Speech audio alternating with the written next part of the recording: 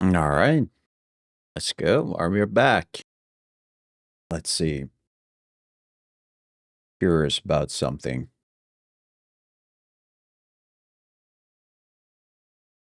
Need to confirm. So always check if I can see my stream on the gaming category, and I couldn't for some reason.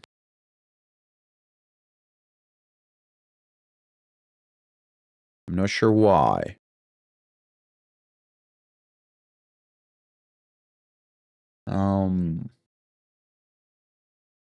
Am I missing something?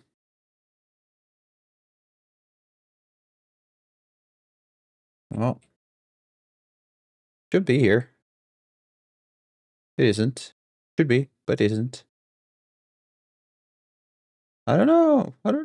What's going on? Please, where are you? Have I missed something? Is there...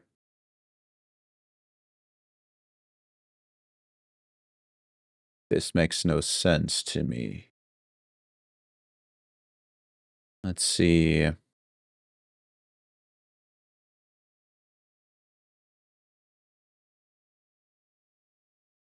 Do I have... I don't know. As far as I can tell, we are all fine.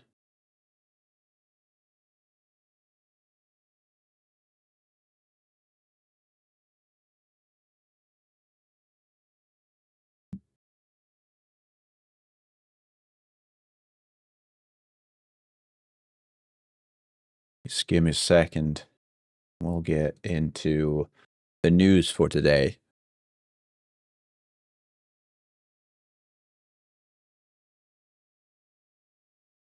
It is saying that the excellent bitrate I am on correct category.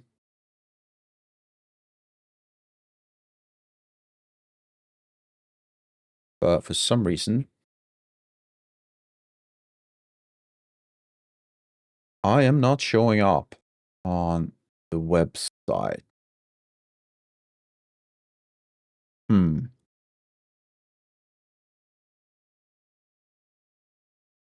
Perhaps I should just trust the fact that music is a bit loud in my ears. Hopefully it's not loud on your end. Shouldn't be. Checked multiple times. Hopefully it's all good. But hello, Cobbler. How you doing?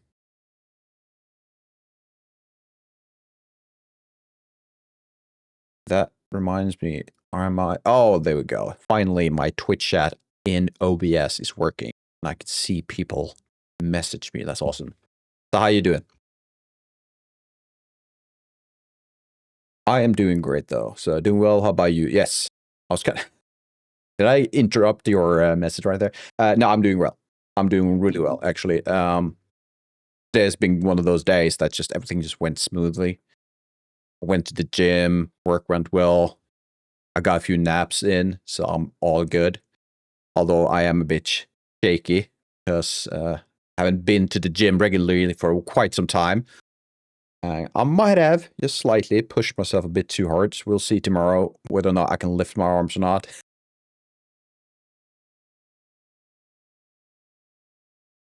In the moment, I'm not really super fan of the gym, like working out the pain, the pump. Well, the pump could be nice, but in general, like every day when I'm not at the gym, I feel my body is just in such a better place than if I skipped working out or exercising in general. So I'm more than happy to spend 45 minutes a day in pain. I'm perfectly fine with that. Like the big thing, I felt I used to have back pains, like my lower back, because I spent so much time sitting down. I used to binge watch like series, animes, video games, YouTube back in the day, for like 20, 25, somewhere between that. I used to develop this really straining back neck pains. when I went like regularly, started to go to the gym, everything went fine. I'm good. Now it's all like, yes, let's go. What's up? Yeah, this will take a week till you. Yes, the soreness. Although the soreness tells you things are working, right? You're doing something right. As long as it's not your joints, as long as it's the muscles, and yeah. And you haven't worked out for ages. I didn't work out for ages, and now I will cry if I did. Yep. That will likely happen. If you do start, just start lightly, right? It will still happen. You will still get some muscle pains, but knowing that they are there because you're doing something right. Yeah. What can you say? That's the best reward, right? It's just an indicator, good indicator that you're doing right. And also proteins. I've become, well, it used to be my worst enemy. I used to look down on the, like going back far enough in time, like, yes, 20 years. I used to kind of look down on the people who said, well, proteins. Like, why would you stop talking about proteins, right? But unfortunately, I've become one of them. Just talking about sore and I can feel it. That's just phantom pains. You'll get by. Or maybe, how does that work though? How does that work? Because phantom pains are you are missing a limb or parts of your body, right? So how? I'm not sure if that is phantom pain correct term then. Let's say not. Well, in other news, apart from me just talking about my bro code and bro romance when related to the gym, I've got a permission. I'm approved to start talking about one of the games that me and a few friends are working on. And I'm kind of excited because I think the premise of this game is kind of cool. It's not revolutionary, but I feel like it's just up my alley in terms of like the humor. There's meant to be slightly, quite a lot of humor in it. And the game, although I can't show you anything fancy or can't show you the GDD because it's still a mess. None of us are really good at writing a GDD, but we have some cool ideas that we've been talking about. And the main idea of the game is, well, it's part of the gym. So we're not leaving the workout and exercise part of the world. And instead of the regular, hey, you see people walk in, they do their stuff, you take their money, you increase the price, whatever, right? Then for doing that, the usual simulator. Still going to be a sim, and it's still going to be you trying to earn more money and expand. But we want to add a twist to it. We want to add sarcasm to it. We want to make fun of the stereotypes that are at the gym. The influencers, the meatheads, the soy boys, the Karens, the everything, all of those terms. We want to look at those terms. We want to, like, oh, the lunk alarm, come on. How can we not make fun of the lunk alarm? If you don't know about the lunk alarm, then you probably don't know about Planet Fitness, right? Planet Fitness has this thing, and business-wise, they are killing it. I think that, as far as I can tell, Planet Fitness is killing it business-wise. But they have this thing called the lunk alarm. And it's so insane. If you make a sound indicating you are actually working out, like slightly dropping the barbell or grunting just the wrong time, a big alarm going off, telling people, hey, someone's making noise. Someone's actually working out. Come on. What is this? So yeah, I'm excited. Hopefully you can tell because I feel like I have a bit more energy than usual. And I feel it in my voice.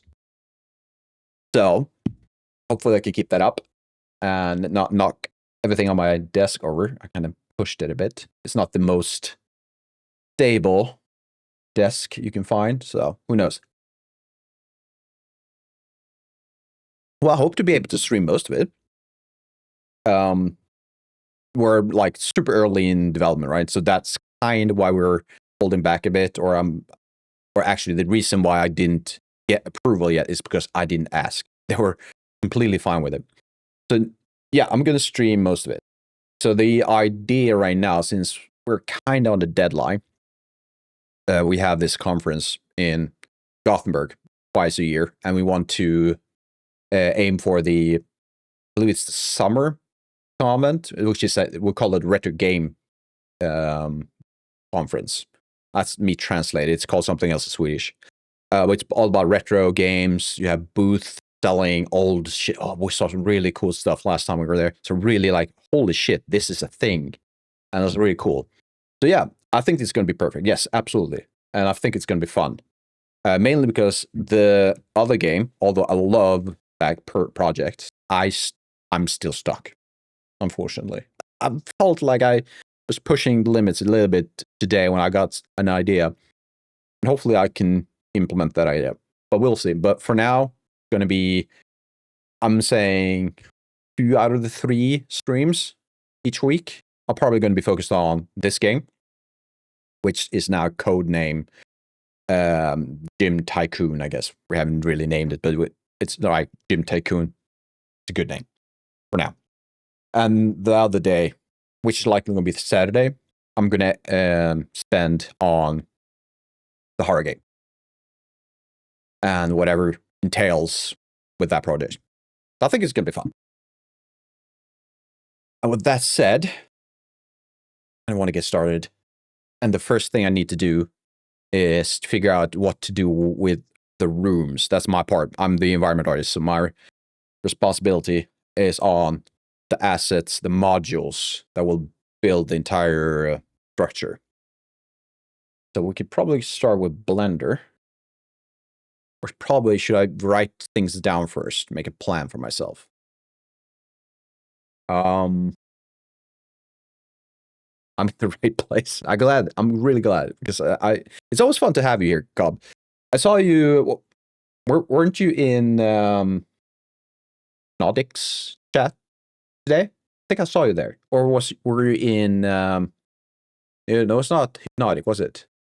What's the other streamer? I think I saw you today. Oh, was it Hillforge? Because he's streaming, and I'm pretty sure he's been streaming all day. Who knows? And either way, I'm just glad you're here because we're going to have fun.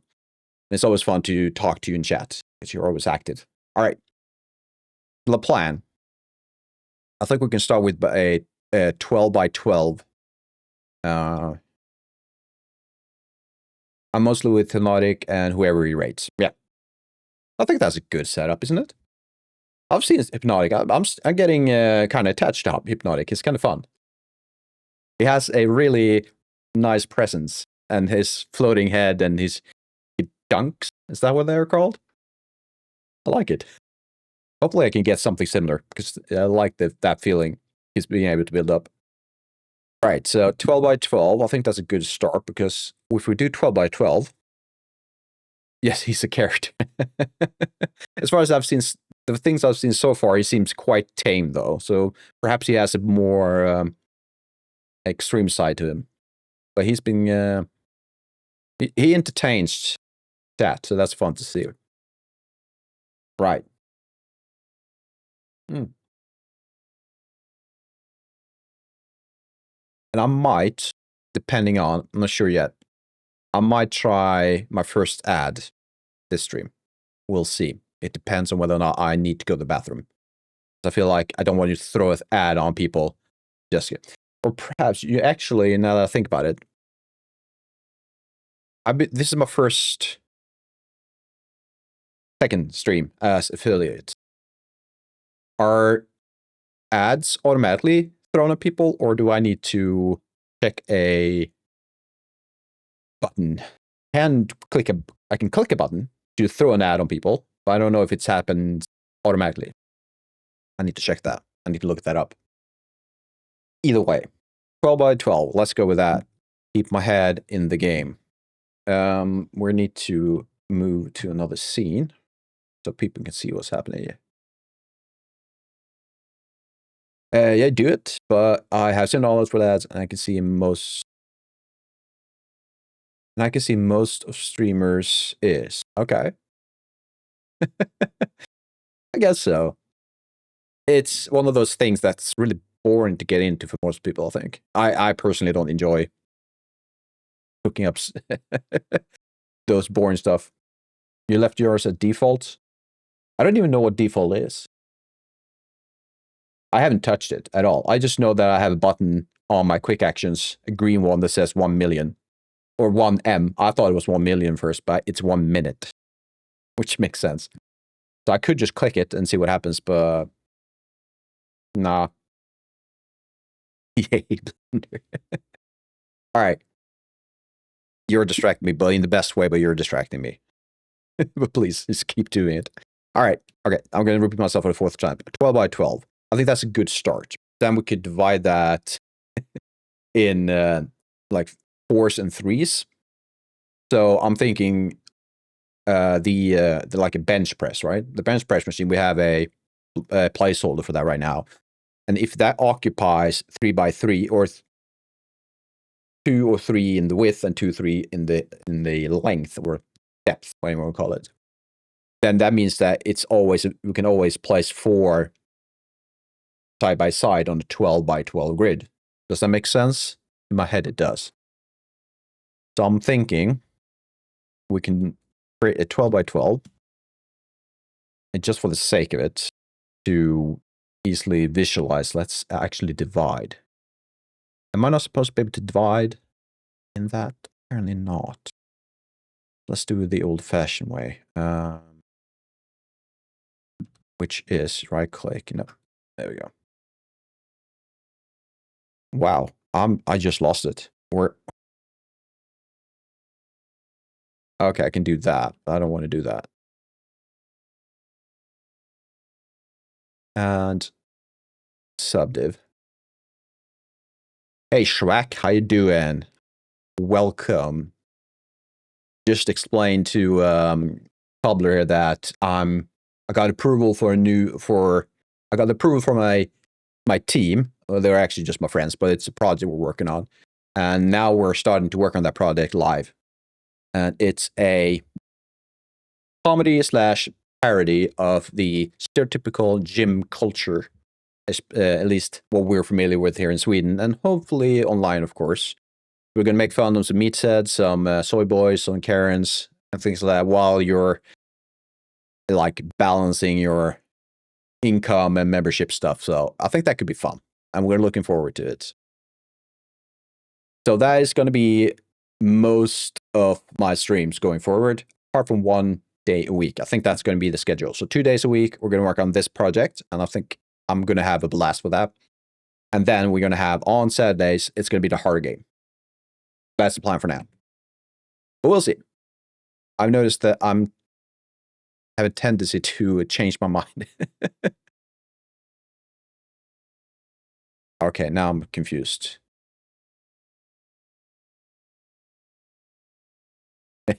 Hello, Evil.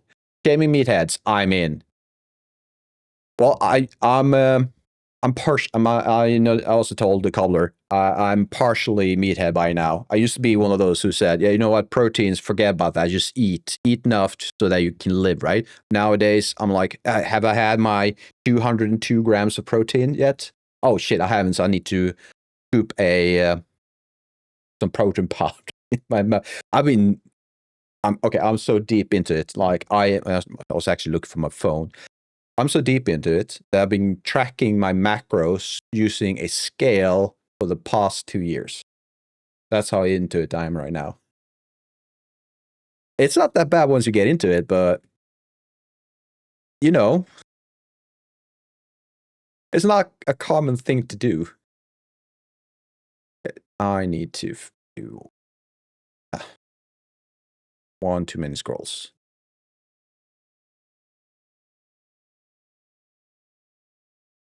So right now we're working on a grid that will be like something of the main floor for each module.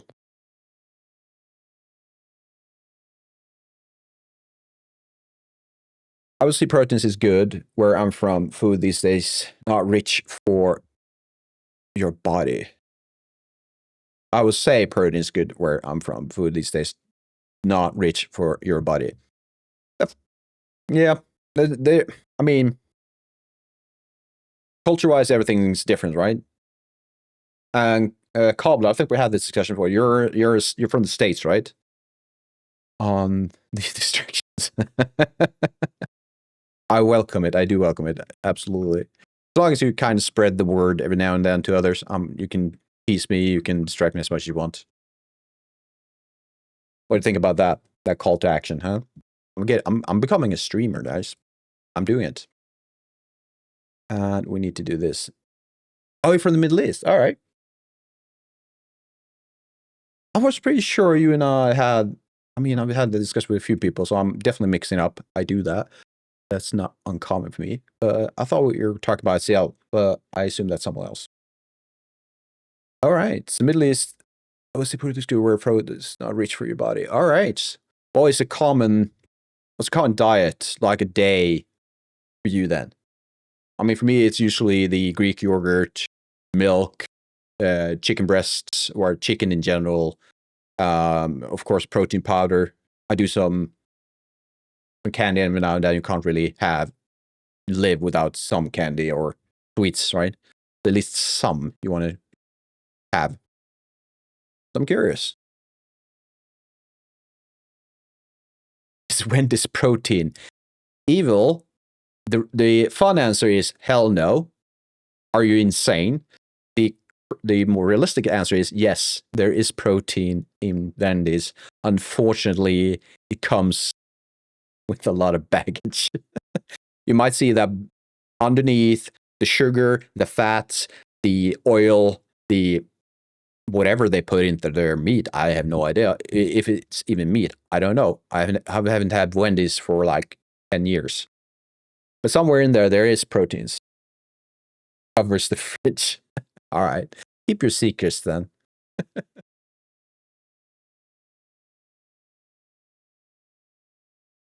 It is really good and keeps you coming back for more. Yep. That is fast food stuff. We have a chain in Sweden called Max. And it's meant to be all Swedish products and ingredients. And it might be. We're quite strict when it comes to ingredients and stuff like that here in Sweden. But I kind of like those parts, like those places. And then I tend to go more to Max than McDonald's or anything like that, because it feels slightly more quality. But it's like comparing one deadly poison with another one, and one is less deadly. That's kind of what it feels like. All right, I have a question for you. More technical one. And see if anyone can help with that one. We are working on, the game is in a isometric camera, right? And I think we chose 45 degrees. So it's like compressing everything into one single plane. And my first initial thought was to make just regular walls. But if it's isometric and at an angle, I'm kind of expecting the same issue that they ran into when creating the old Zelda games, where they have to skew everything slightly. I'm kind of expecting the same thing. I cannot eat McDonald's for some reason. I think you're not alone in that part. The only thing I kind of can eat at McDonald's nowadays, I'd say it's the fries. But that has changed too. It's no longer the same fries. It used to be like one of the best fries. Nowadays, I don't know. And also, you can't really, the burgers no. You can never have ice cream at McDonald's. Never. What is up with that? Can someone tell me why the hell that is?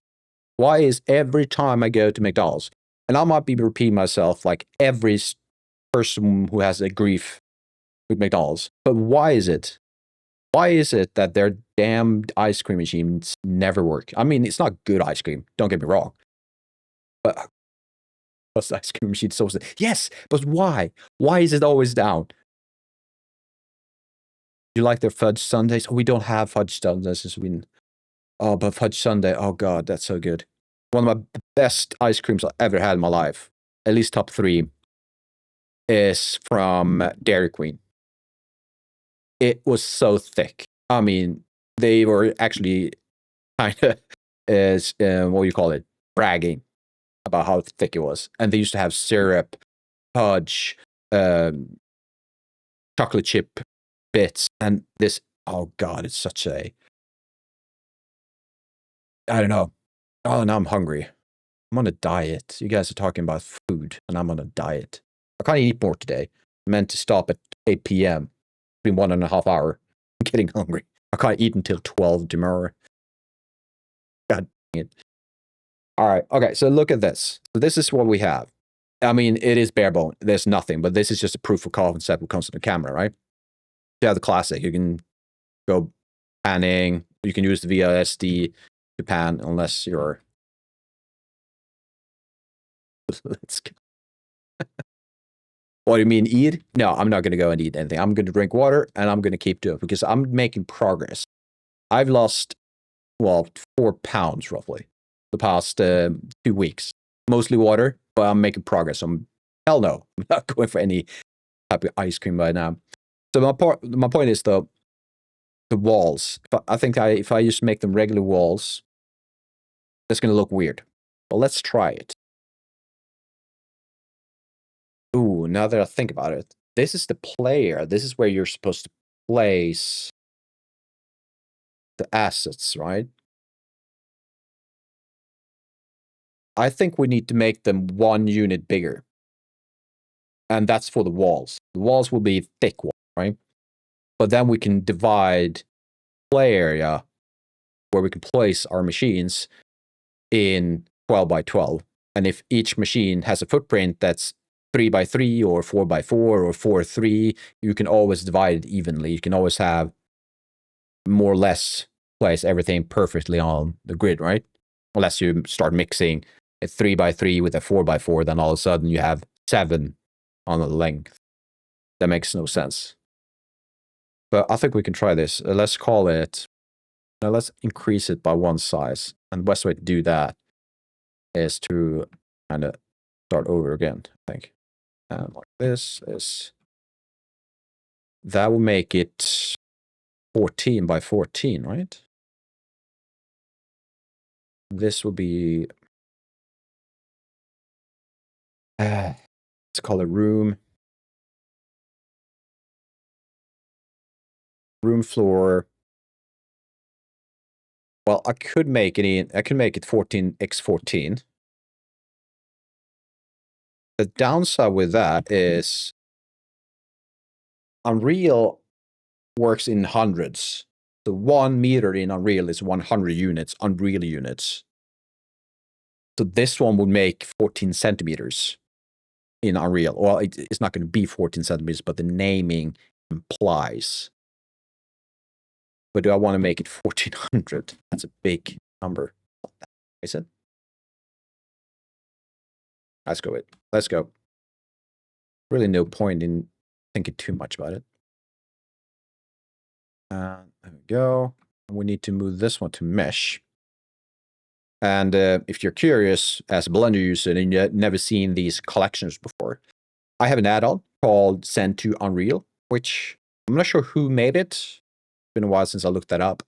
But it's a default collection that if you put them in these, put assets in these folders and use the add-on, it will improve the process of like exporting stuff to Unreal. It'll make it like super quick. No click, just 1 click more or less. And everything's set up perfectly. Yeah, I love this add-on, and it's free. So if you get the chance, if you're a Unreal and Blender user, I highly recommend it. And it's spelled send the number 2 UE. Send to Unreal. I'm sure if you search for add-on, Blender add-on, send to Unreal, you'll find it. I think it's a GitHub link you need to find. So highly recommend because it makes things so easy. I can actually kind of show you what few of the things you can do with it. So if you go to export advanced dialog, well, first of all, you have general, never touching that, so don't worry about that. Path, you can either send it as a, you can either send the raw FBX and save that, or you can just send a version that Unreal just imports as a binary file. Or you can send both at the same time and export one to a disk. So you have an FBX, the raw file somewhere, and then you have another version that goes to Unreal directly. And of course, animation. So it's a really good one, and it's all like automatic. You don't have to worry about it.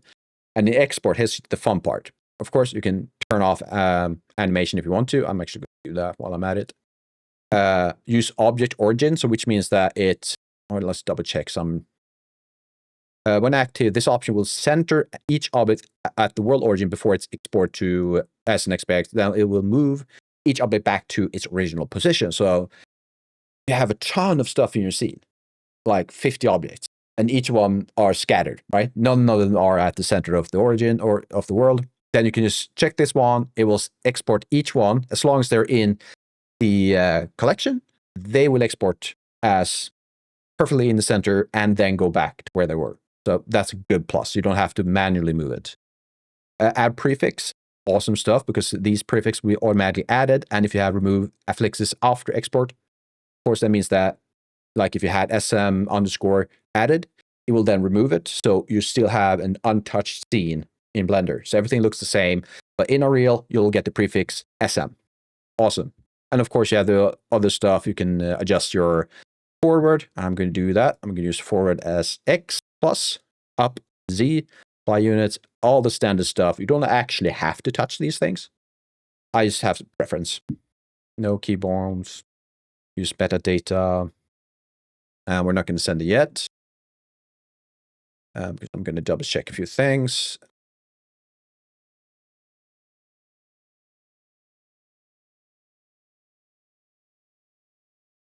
There we go. Let's save. Let's see. Where should I save it? It should probably be in my raw folder. But where did I put that? There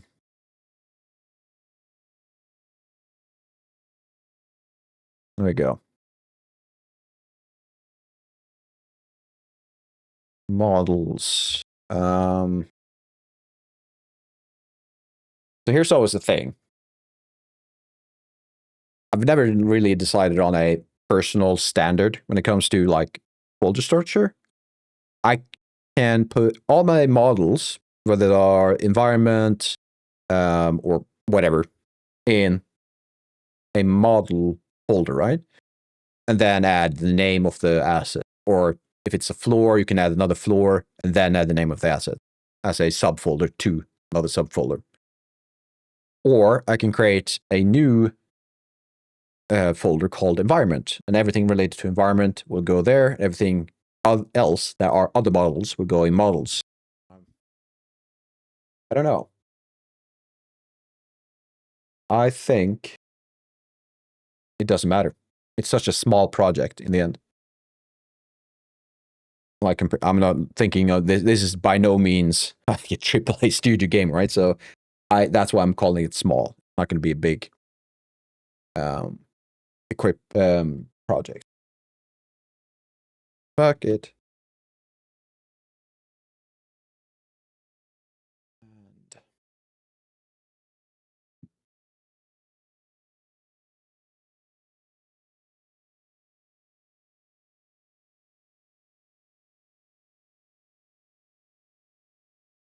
Probably quite redundant way of doing this, but let's go.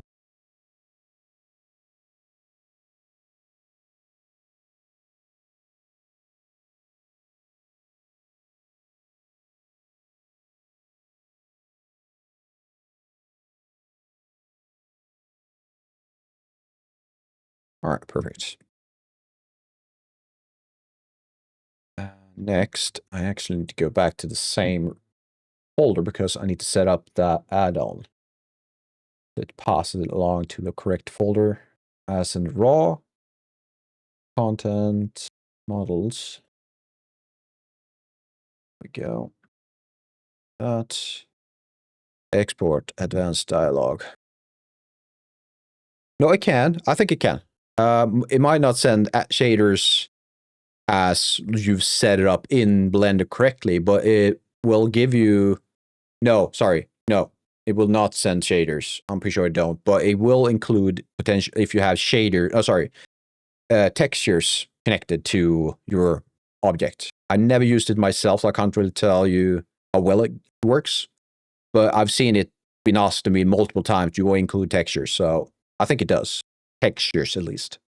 Otherwise, shaders, no, sorry. Not Unreal stuff, at least. Yeah, hopefully that's not what's going to break it for you. Because if it is that, yeah, that's probably a thing. Export to disk. Send to Unreal, export to do both. Should I do both? No, because this is the raw file. Only raw stuff is meant to be in the raw file. And there we go. It's done. So let's go to Unreal. And I need to turn off play. Let's see if we could replicate.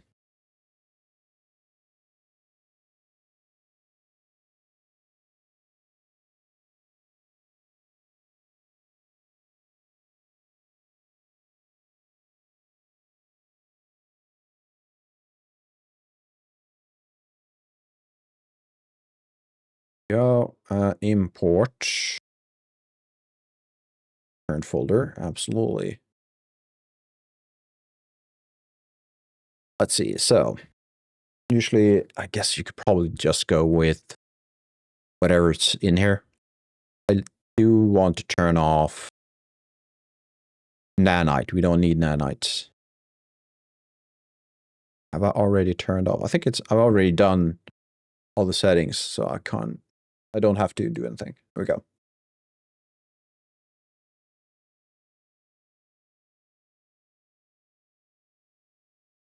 Perfect.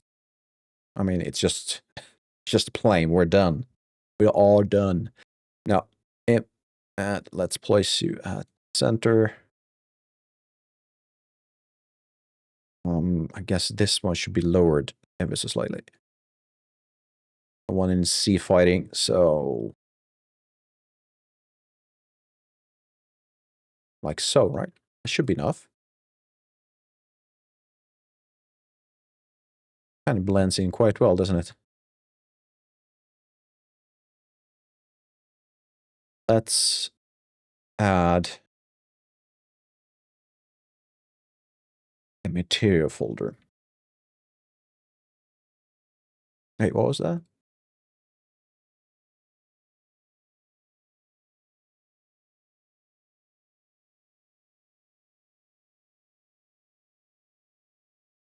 I think I saw something. Nope. I'm just seeing things. Okay. The materials, and I usually like to create a material that's pure solid. Or we could try the default grid pattern. Could be nice. What should we call it? Let's call it debug. Because if I go to all, but at the same time, I'm pretty sure I need to have engine content. So let's go to engine. I think it's called grid something. Texture. Yeah, there we go. Default white. We do have that checkerboard pattern. That is the high contrast will probably make it easier to see things. But at the same time, I kind of like this part. This default white feels less in your face. So let's go with those. Let's add these.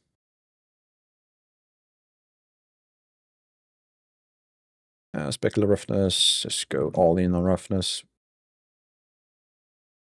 We'll see about normals, by the way. I think we're planning on making it a Toon-esque default. Oh, sorry.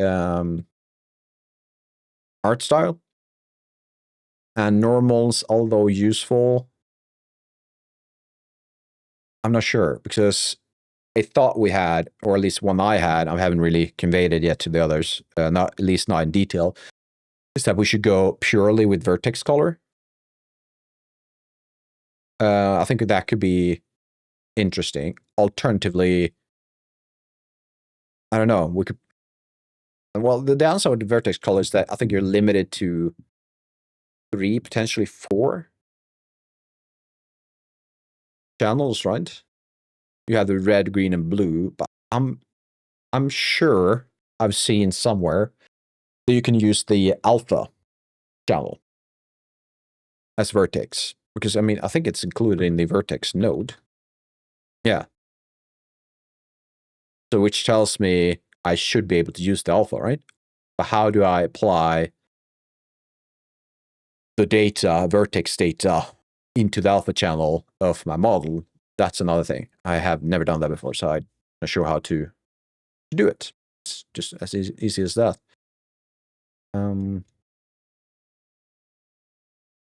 Let's do some other things. I kind of want to have file size, I guess.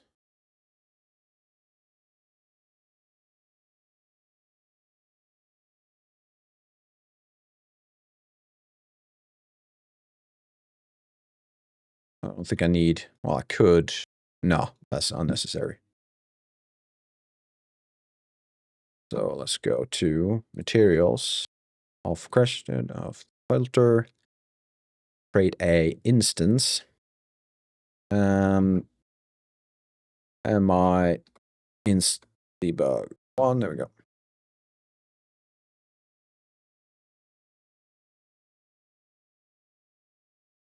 All right, perfect. But it's not showing up because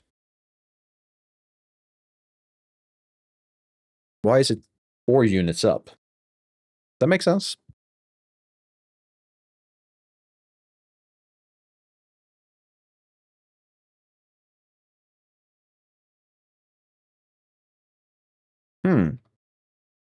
Wasn't expecting that.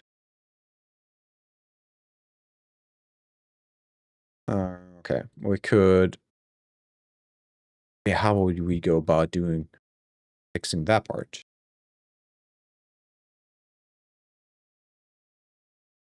I guess we don't have to fix it for now. So let's just add a 10 to this, and we can work with it. So each square represents 6 meters, right? 12 by 12 is 6. Now 14, which means it's 7 for each. But we want some.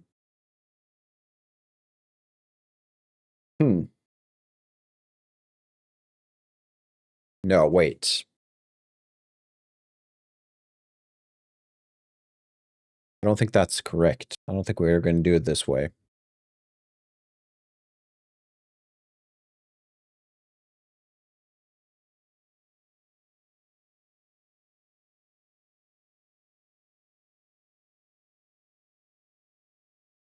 Let's go with 12 by 12. And so what about the pivot point, though?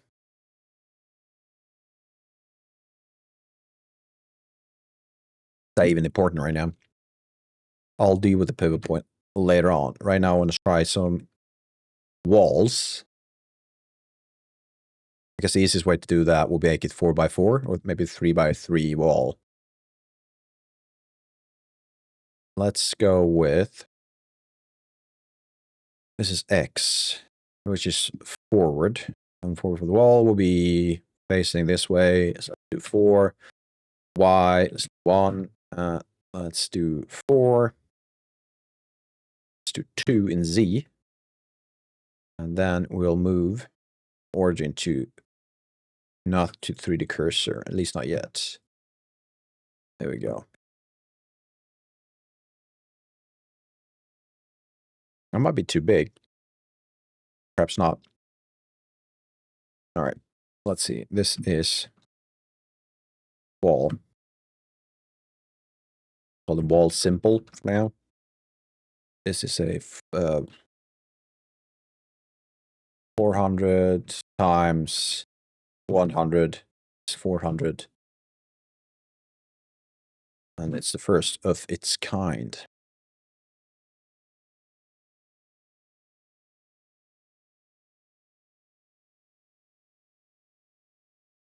And send you to Unreal.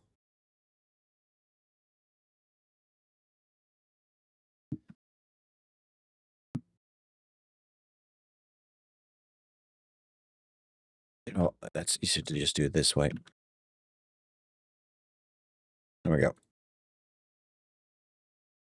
Import current wall. I picked the wall, right? Perfect. We're going to give the same material, but might have to adjust the UVs.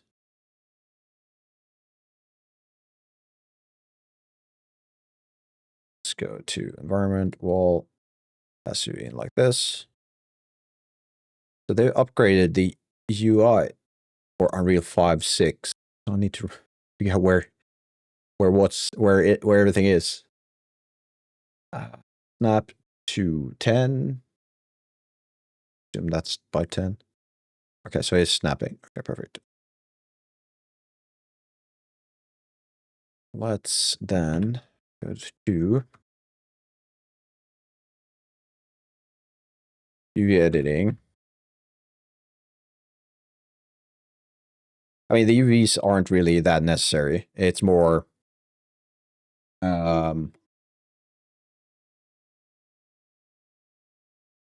it's more for me to see that grid rather than it actually being important. And I assume I probably have to adjust the, yeah, okay, transforms. So we could do, let's make a cut. Why didn't I not do it correctly? Oh, that made it 400. Oh, that makes sense. Ah, is that important? No, it's not important.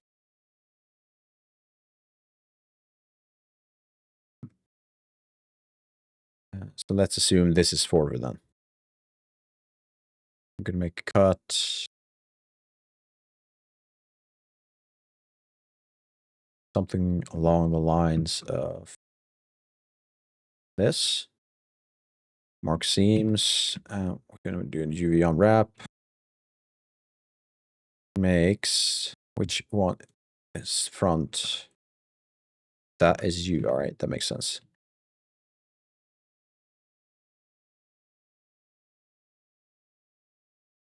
That is 2.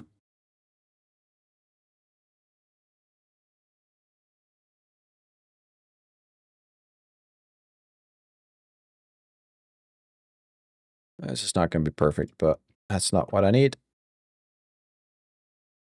Then we're going to scale it from the 2D cursor until it roughly fits. Perfect.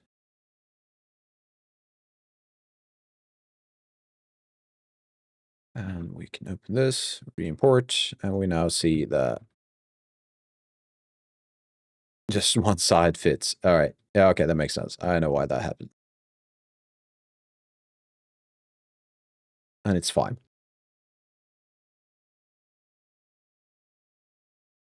Just go 50. That's more than enough. All right, then there's the corners. I always forget the corners.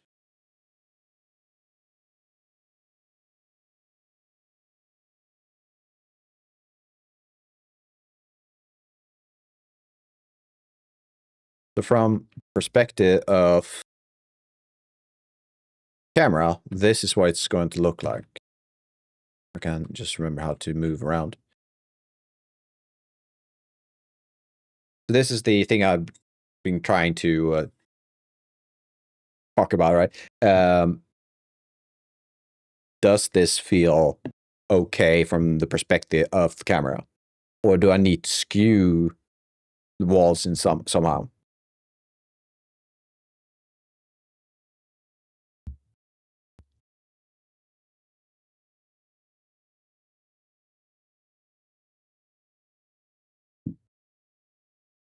I think it looks okay, right? I mean, I could just grab a screenshot and send to the team, see what they think. Looks nice. All right, cool. Awesome. And one thing I kind of ran into, I'm not sure if anyone else had the same issue. No one from the team, at least, saw the same thing I did, so I assume it's just me. When we had the floor at only 2000, we're going to have to hide these temporarily.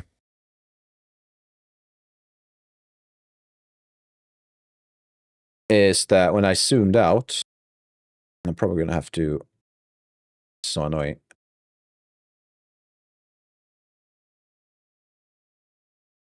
One more time. All right. So when I looked at this, I know it's orthographic, right? But something when I look at this just doesn't make sense in my head. It feels off somehow. And I can't really put my fingers on it, so that's why I extended it so that you couldn't see the edge of my floor, which is the gray pattern. But when I asked my friends or the team, they just like, nah, looks fine. I don't know. To me, it looks skewed. You also think there's something off color? I mean, the simple solution is just to extend it so you can't see the edges. And if you add other assets, I'm sure it will look less off. Let's just try that. Let's see what if we add back the walls.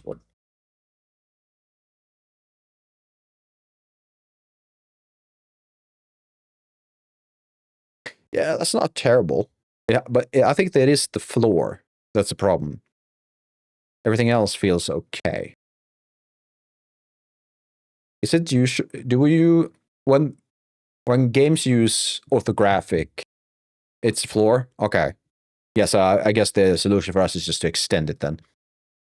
But when people work with orthographic view in games, what's the angle they usually have the camera? Because we have it at 45 right now. Is that common? I don't really know. I never really worked with this type of camera before. You're going with the 70 degrees? Okay. You feel the fact that it's steeper more from the top? Or is it the other way around? Is this more shallow angle then? From which direction is the zero? Would zero be from the plane? So it would be steeper than for you. Is that what it is? It is steeper? Okay. Wonder if we could try it out. I'm not sure how he has set up. It could be in the game mode. I saw a game mode. Perhaps we could find a way to try it. Okay. So perhaps not the game mode. Is it in level design or the level blueprint then? It's been a while. Open the level blueprint. No, none of these. Pawn then. Well, he did pawn. There's nothing in it. There's a blueprint one, so perhaps, he moved it to, okay. So he moved it to this part. So there's a camera. Okay, awesome. So what has he changed? Nothing in those. The construction. Blender AGX is U with emission.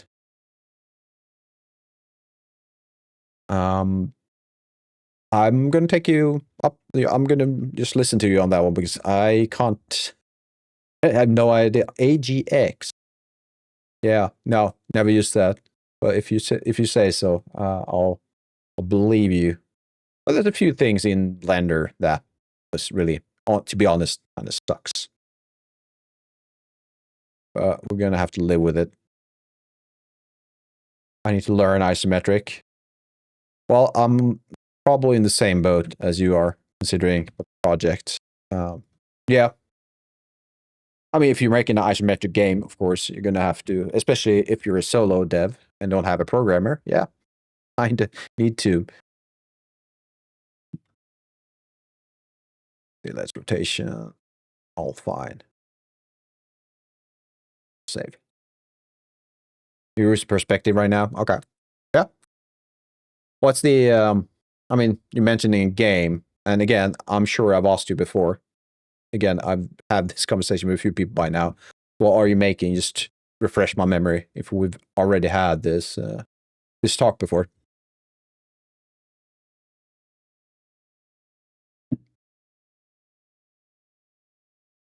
I know that someone in chat had mentioned they're working on a PlayStation 1 game, a horror game. I'm not sure if that's you, Evil. I'm making a game like Ragnarok Online, and they used orthographic. Okay. I need to refresh my memory on Ragnarok Online. It's not one of those games I've actually played, but I'm pretty sure I've seen it.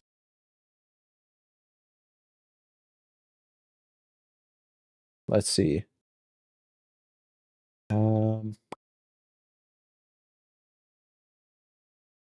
It is the old school one. Okay. There's one called Ragnarok Online on Steam. Could it be that one? It looks really cool. I love the art on it. Probably could patch this one and let's do that. Is it this one?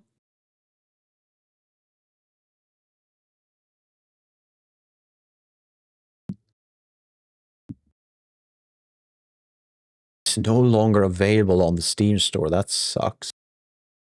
You would have 2D characters. Yeah, okay. Something along this line, or I mean that this will be considered 2D, but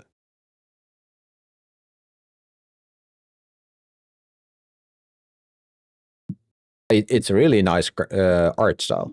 Not sure why I see butts. Why are they bending forward and showing me butts? Is that TOS stuff?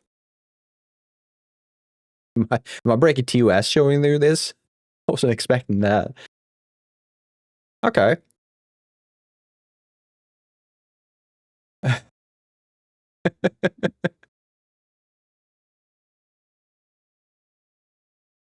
This looks cool.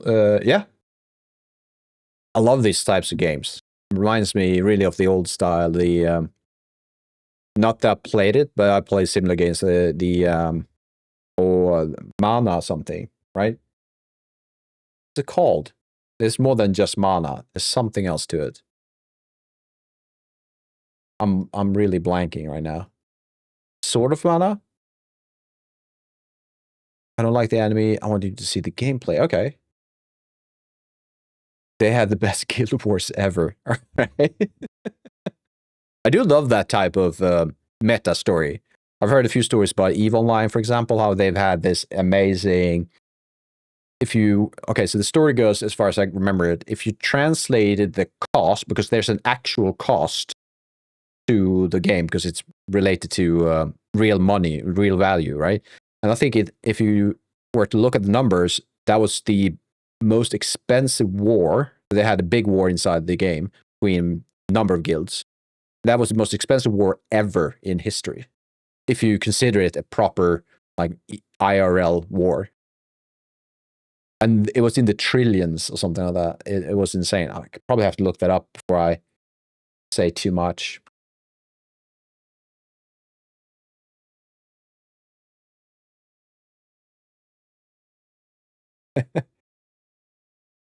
Okay, so here's the info.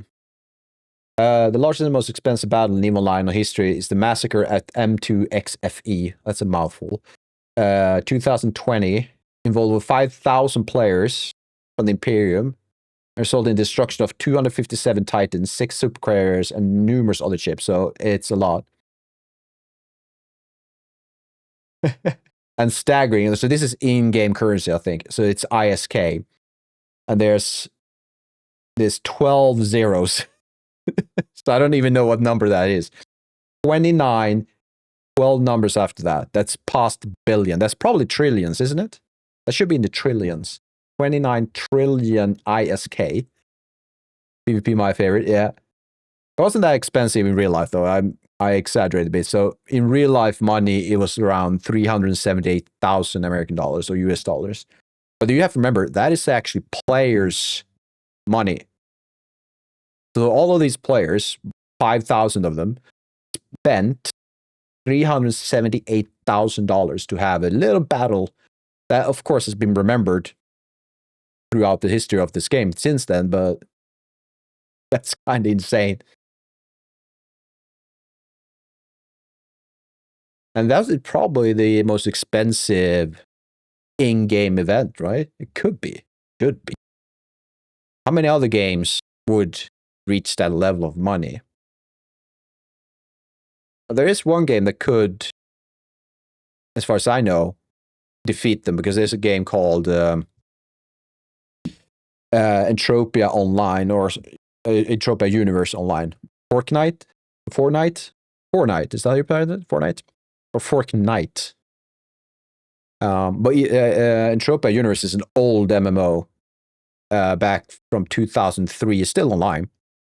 And they used to sell digital, not necessarily assets, but land, right? So you can buy a moon, and that was your moon if you bought it. And one guy, I think bought it for $60,000 American dollars, or US dollars, as it's called, in real life. And he could then tax players to come to his world or to his moon. Do they have a mall and a bank in Entropia Universe? I'm pretty sure they do, and a casino, and some questionable planets. Some really questionable ones. One called, I can't remember exactly, something Rock and Roll Planet, and there's more adult-ish content. There's not explicitly sexual content, but it's questionable content. I'm going to leave it at that, because it is controversial, even in that world of, like, people like the game. There are a lot of people play it. Even then, it's like taking control of humanoids. Very good-looking humanoids. That's the idea. That's as far as I go. I really need to stop. But either way, based on your input, though, I think we could leave the walls as is. I don't have to skew them. I think that could actually make things harder for us, so we can leave it as is. I need to double check. So if this is the front, it is. And we could do this, which is,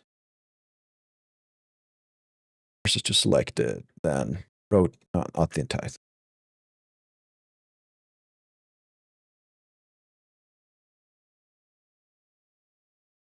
Let's do it this way. That's good enough. Or do I want to go the other way? Go the other way. Save. Layout. Another save, and let's do another center reel. We're just going to break the placement of these walls, but we're going to be fine. Re-import mesh. There we go. And I assume it's all right. Can I rotate them individually? No.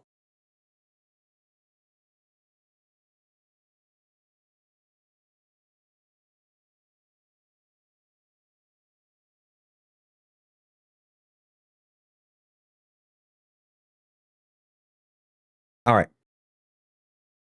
So that means this part now is it skewing somehow? No, it's a shadow, right? Yeah, just a shadow. I want to actually re-import you too. I made that change. So there we go. And I want to go to the debug.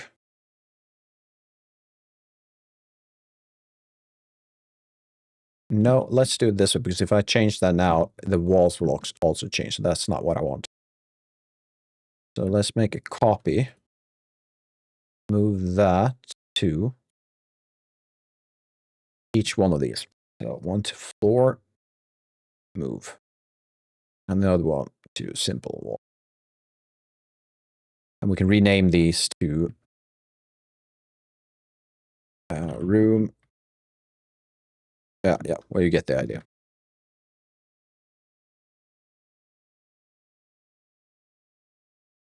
And let's go here, select that, and assign it. And with that, I should.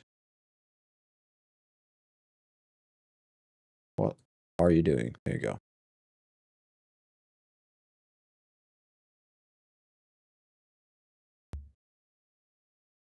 All right, so you're mixing. All right, so I'm going to make two levels that are the same. I'm going to design for isometric, the other 14 perspectives. Wait. Two levels are the same, but I'm going to design for isometric and the other 14 perspective. Oh, absolutely. Absolutely. Please do. That's one of the things I look forward to the most with this channel in general, the idea of sharing stuff. Because if I can't do that, and if I can't have a chat like you, I would just sit by myself and just do it either way, because there's no point in streaming if you can't have this conversation, right? So absolutely, if you want to send me something just to show off or get my opinion on it, whatever you want, I'll look at it. Absolutely. All right, so I want to go from 6 down to 4. That way. That doesn't look correct.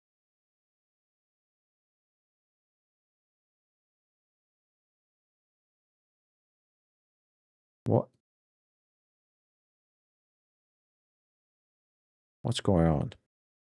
Oh, I know. Okay, so it might be that. I should be in levels I'm within the next month. That's good. I'm not going anywhere. Oh, that increased the size. Well, that kind of makes sense, doesn't it? Because if I divide, it should make... Always had trouble with these. So let's do it this way. So let's remove the divide and make it a multiply instead.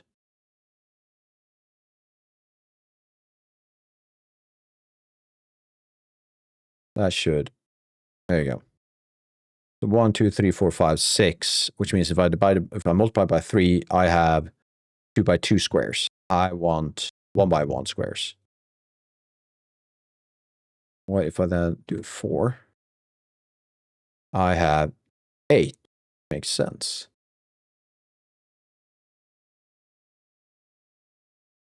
Or should I stay?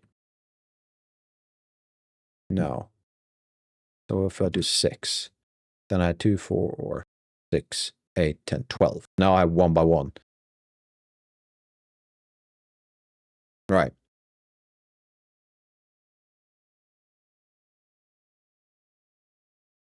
That shadow is really messing me up. It's really skewing that normal. It's so weird.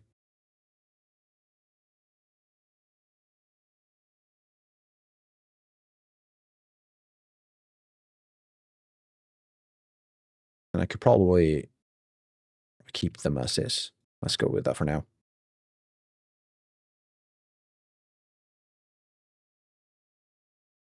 All right, so what will be the next step? I could probably make that pillar, right?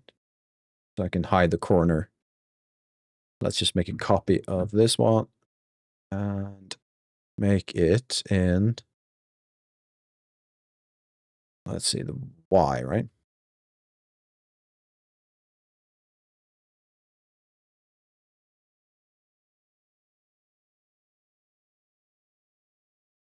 And this would be, should we call it wall corner? Yep, I think that works. I mean, this is 114. I don't know if we have to. This song? Oh, yeah. It's always good with Rammstein. I'm not sure. Well, you're here, Cobbler. Yeah, you were here when we had that discussion about Paris and Rammstein, weren't you? With Operation. And then we got into Metallica's Insane Concert, 92. No, maybe it wasn't you, Cobbler. Maybe it was... oh, here we go. That's alien language. What are you throwing at me? That is great. That's math? Yeah, it's math. Yeah, it is math. I mean, holy... Yeah.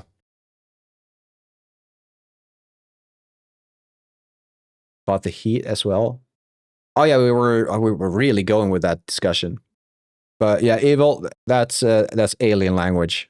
Hurts my head. But yeah, we talked about something about the heat because we mentioned, I think we're We talked about Metallica. We talked about how you can't really go pee on if you're in the center of 1.6 million people. We were talking about Times Square at New Year's, and that you had ran into the same problem. You couldn't pee for like 12 hours. I don't know. Yeah, so we were having a bit of a conversation on that one. Oh yeah, well, sorry, the heat regarding the Rammstein concert and the heat I felt when I was at the concert. Yes, that was insane. Now I got what you're going for.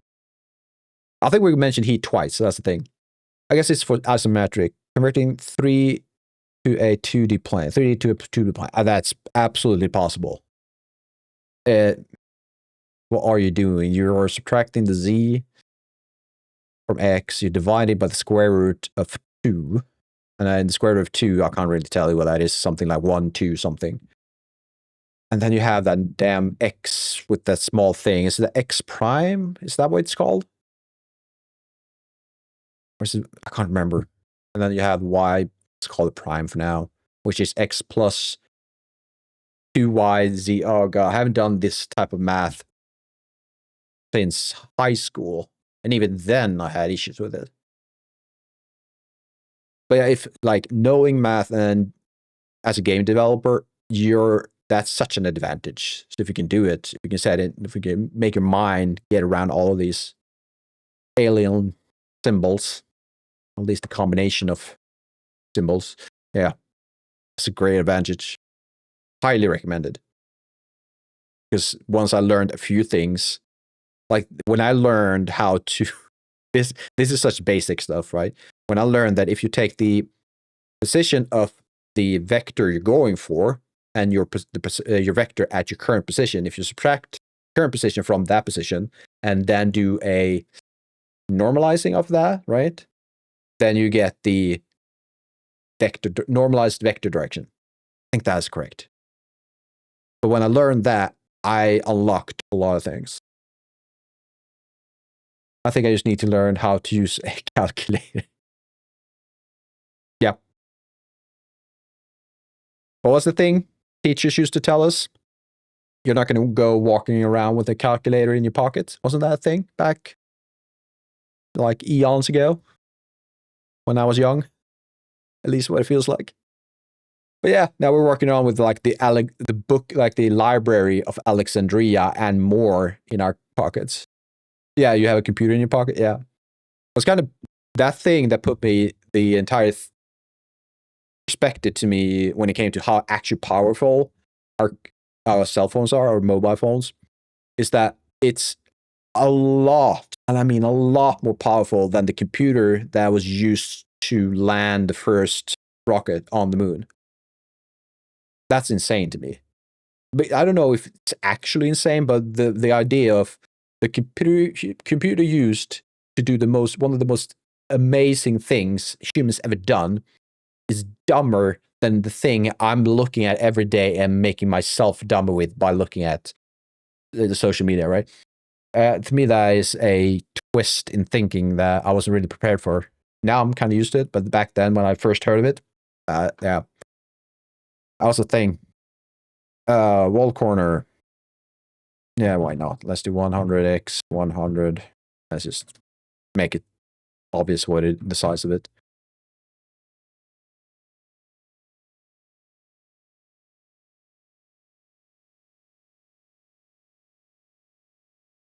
All right, go. What about? Yes, we don't have to do that. What we could do though, just select it, do the cursor, and in. All right, I need to do this up. No, I need to do this, right? And do a negative 0.75. That's close enough. All right. And let's select this tile folder, go for static mesh, like that. Go.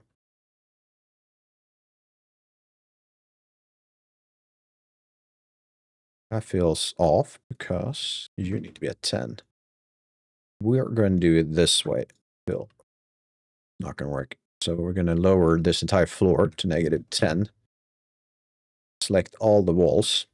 Shift E is to select everything, or at least the same actors. Once you have one selected, then press End, pass it all down, which is probably going to be a problem. 2, 1, 0. There we go.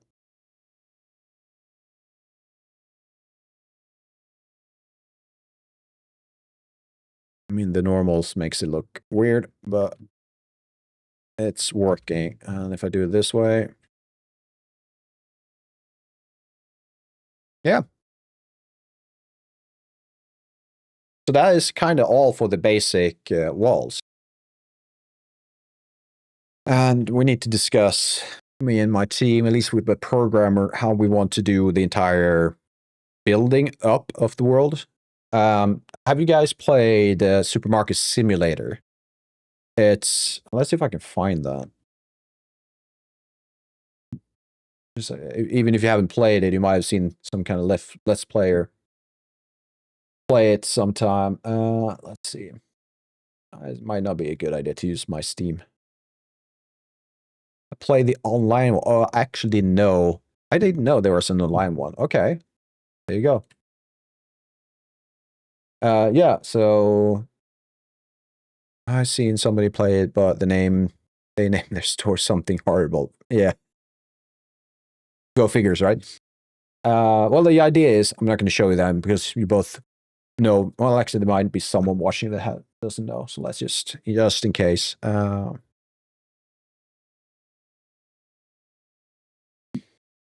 And let's see. I think that's going to be fine.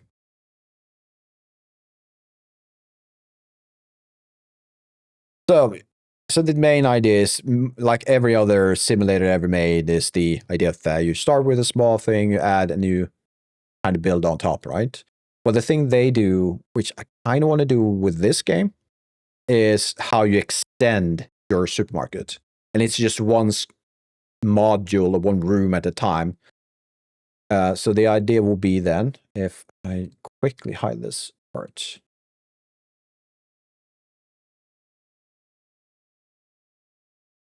Let's see. We're going to do it this way. Old reliable, right? Do it black, do paint. So my idea, at least, and we are going to have to discuss this with the team, is that you would start by having 4 tiles. That's your start. I think that's what Supermarket does too. That's the straightest line I've seen. And these are going to be then 12 by 12, right? And each time you unlock, you would get another 12 by 12. And you will do that for each, like every time you extend your room or your gym. But I'm thinking, rather than just having an empty room, you'll get a module. Like, okay, so you start with the reception desk down here. You have your squats, you have your free weights in this part, and probably the entrance, something like this. They are all already pre-made. We don't know yet. We're talking about this. This is just something we're discussing. That might be the case. And each time you select a room, you might have 2 choices for each time, which could be, if you pick one room, let's say you pick the bench press, right? You pick bench press. That's one module. When you pick that one, you'll move what should we call it? You will move a meter over to the meatheads. So you will be more liked by meatheads, is the idea. Or no-neckers is another word we're looking at calling them. And the bench press room would be from the no-neckers, the meatheads. But if you select for or what do you call it when you have those bicycles? Let's just call it bicycle. B for bike, bicycles. You would then have more affinity with the Karens, the less meaty people. I don't know what we call them. One word we're looking for is, we might want to call them soybeans. We don't know yet. But that's the idea, that you have 2 choices and each choice will push you towards one or the other. So you can build a gym purely for the meatheads. So you have a stinky gym full of people doing questionable stuff to their bodies, but there will be a lot of big muscles and they will have certain attitude to the gym. And then you could go the other way, which is more Planet Fitness. Just add machines, no one's going to use them, and you keep doing the stereotypical, like, make fun of people, right? Alternative, though, rather than just doing one 2x2, let's do like two 12x12. That was actually what I was going to say earlier. And that could be a bigger room. That's another module you can pick, but that would be more expensive or whatever. So those are the few things we're talking about and kind of discussing back and forth right now. And the main point of this entire yapping was that I'm thinking if we could create level instances in Unreal, we should be able to do that. I've never done it, but I've seen it being done. Then we could just spawn in an instance of that level rather than the assets themselves. And if you want to change something, you can just go to that level to make a change. I think that could be best approach to this.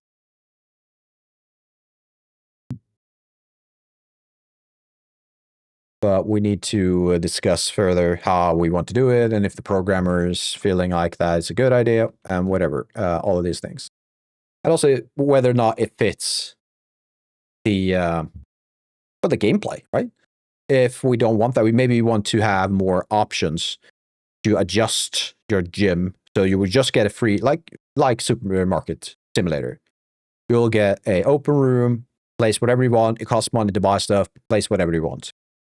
Or unlock as you go along. As you increase your level, as your reputation grows, you can select certain things. And again, maybe even depending on in the direction you grow with the reputation, you might only be able to select certain things. Or maybe not, because you might want to pivot at some points. Who knows? I think it could be a fun game, especially the sarcastic parts. That's the most part. That's the part I'm looking forward to the most. Sending small messages to a player saying, "Hey, you have your first no-necker," and you will see this guy walking around with absolutely the biggest trap, but you can't see his neck. Or your first, I don't know, what would you call someone with thighs so big that they can't really move or bend their knees? I don't know. I think my point is, though, we can make fun of that part. Or Pizza Friday. Hey, your first Pizza Friday is here. All of your patches, or or customers, have now gained 10 kilograms because of your Pizza Friday. Good job. And of course, the lunk alarm in some way. We need the lunk alarm. It's a lot of stuff. But as modules go, like pure simplistic boxes that my program can play with. Oh, that is a follow. Thank you. Let's see. Solvable Iowa. Thank you for that. Thank you. Really appreciate that. And that is I think that's my first follower alert. And it kind of took me, it kind of scared me, but thank you. That's how professional I am. It took me like 3 months to create my first follower alarm. I love that emoji. Ooh, isn't that the cat? Isn't that based on that? I don't know. Let's see. In programming, I build the grid for the level using the default cube size. To create your asset based on those cell sizes, you should be able to have a modular gym. Yeah, that makes sense. That makes a lot of sense. I should probably go that way. But yeah, I'll bring that up. By the way, that could be something we should have in the back of our head just to keep that in mind. But I'm also considering this approach. Then again, now that I think about it, all right.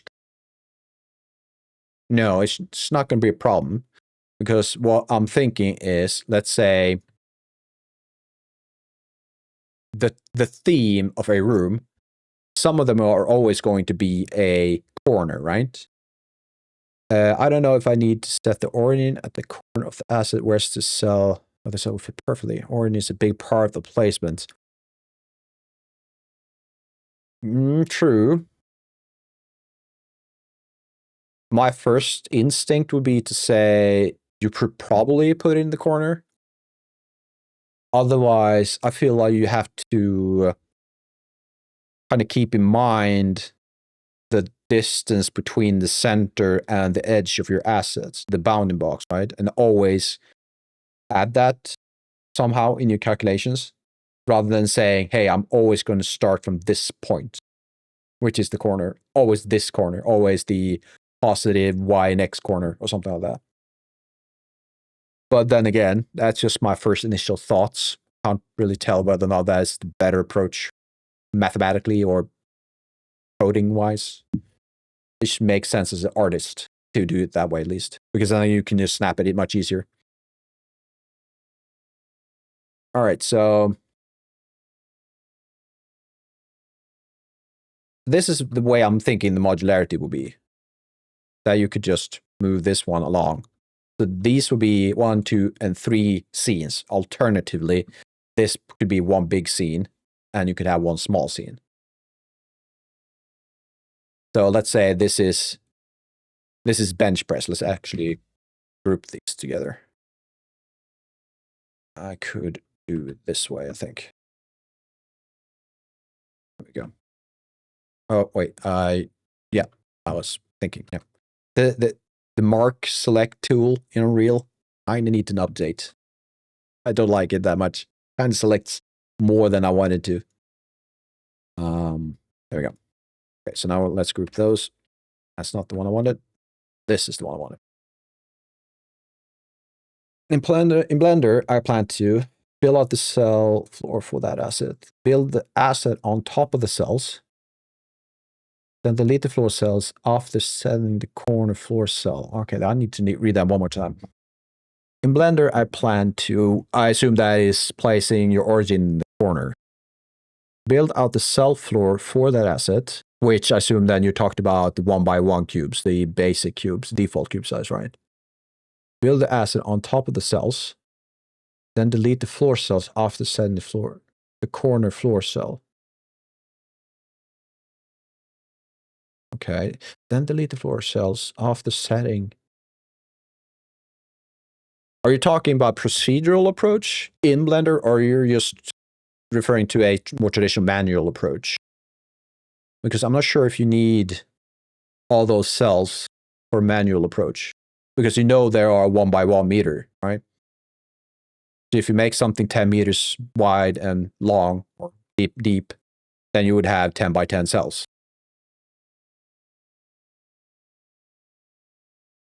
Sure, but then that's what I'm kind of slightly confused about. I might be missing something, because if you do something that's 10x10, that's 10x10 cells, isn't it?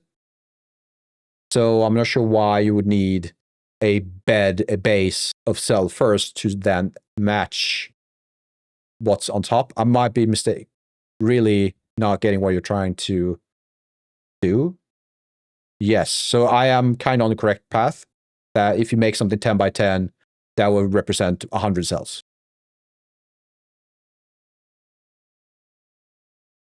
I mean, I'm pretty sure you have something going on that I'm missing completely, but that's kind of what I'm hearing. Yes, that is 2x2, right? And that is the X and Y. Yeah, fair enough.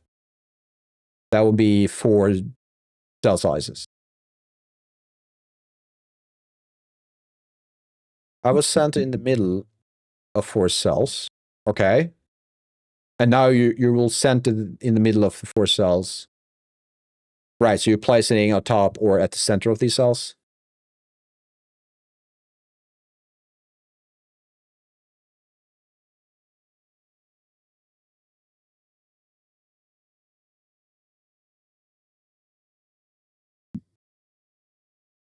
Oh, I think I'm getting what you're saying.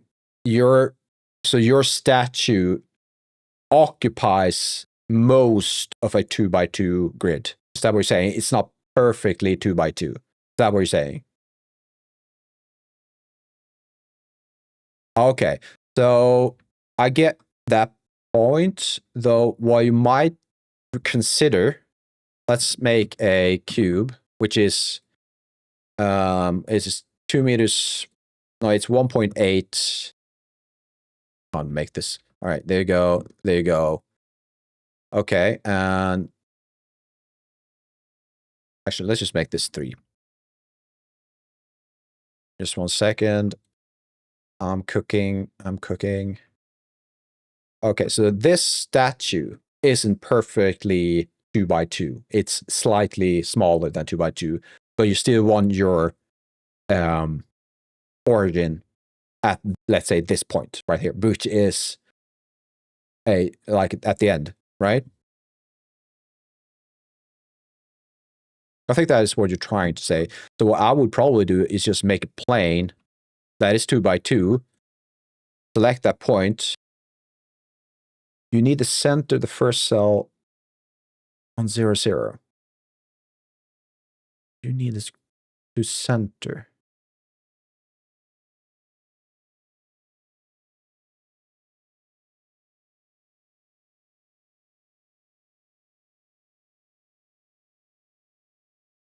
Will the corner needs to be... Okay, so you want this corner. So let's keep it to what I have on screen. So the corner I've selected, you want that to be at the origin point of the scene. That way you always know. So I'm kind of thinking this way. So if you select that, move your cursor to selection, not that way, and select your statue and make the origin to that point, then you just do an Alt-G, and now you have the origin point in the center, and it's adjusted to that 2 by 2 grid. If this makes sense, I can actually kind of do it this way.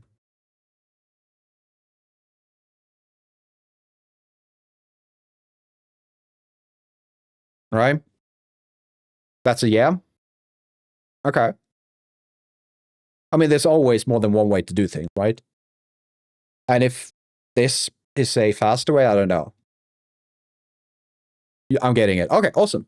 Awesome. Yeah, that makes a ton of sense, because then as you're saying, you know where the like where it's going to land.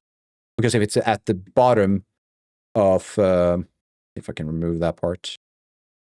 Because if it's, like you mentioned, if it's the origin point is, let's say, in the perfect center of this bottom face, which is the bottom of that statue, and you then try to figure out where that is, that might not make sense, because you will have a decimeter on each side that's slightly in from that 2 by 2 grid.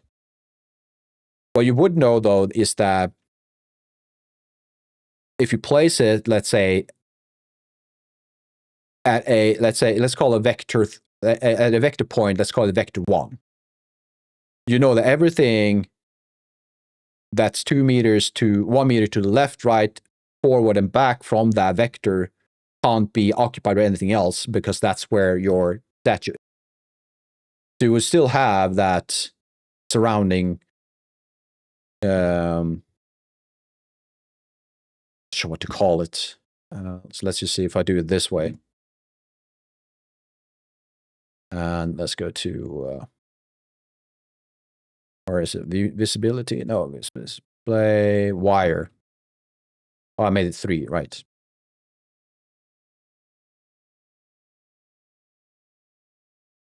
So that wireframe, you still know that that is there, right? But I think you're onto something probably more simplified, like adjusting it to one corner of that 2 by 2 grid.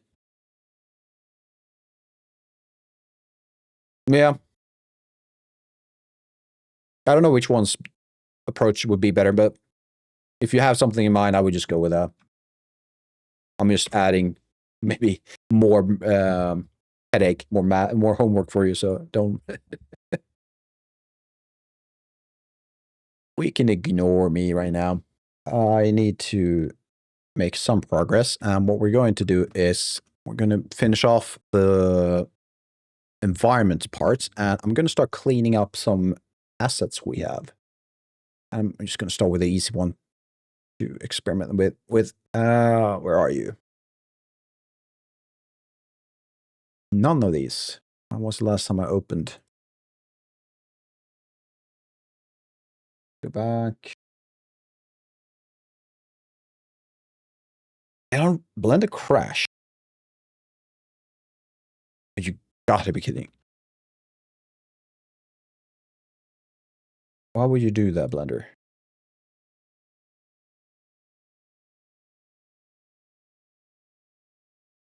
That makes no sense.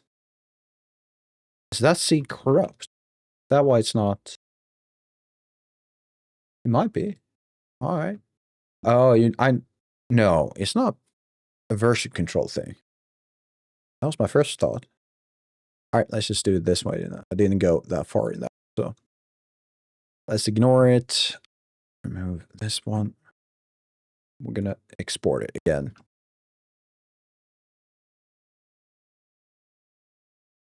Let's go with the bench press, because that is kind of good standard for us to try.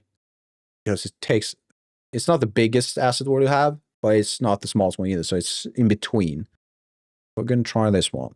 I'm going to export this to, you don't need to see that part.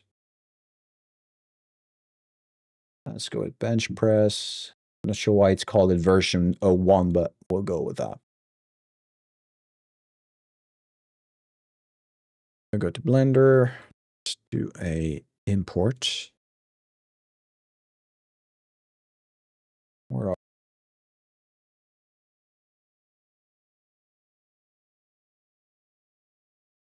There we go. Ah, looks great.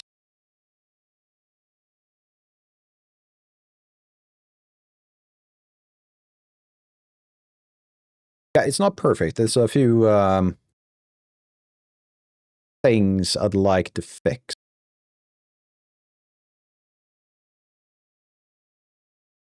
The plan is right now to work with this asset and kind of adjust it a bit. I'll probably add a few more polygons somehow. Where to start? I'm just panning around. Just start with the base. So select all of these, make them quads. We're going to go with these. Let's extract them from the mesh, the other mesh, and there we go. Oh, we could do first. Adjust the pivot point a bit.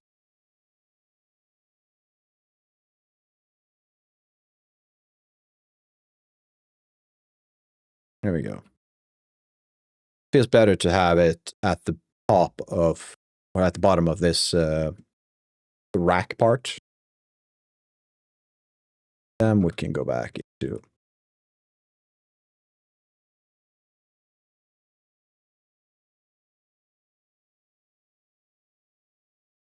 So the question is that how would you go about improving this part?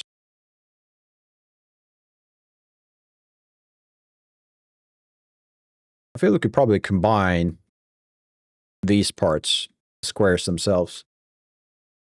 I'm not sure about the bevel. So could potentially update that.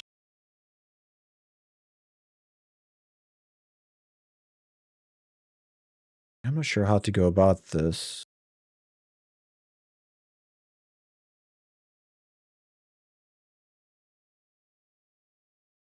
I'm going to extract this one or duplicate it first. Yeah, I'm just going to do this.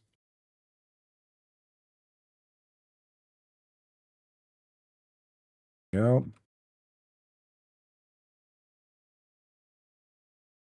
Nice bounding, vertex, and that.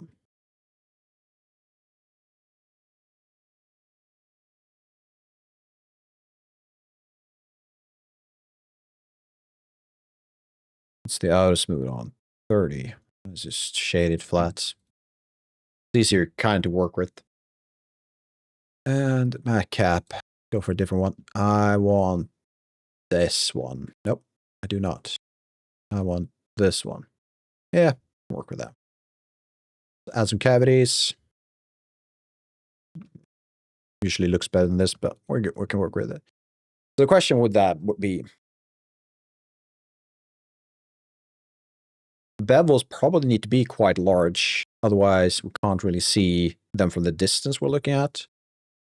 So I'm going to thin out the main bar itself a bit too thick.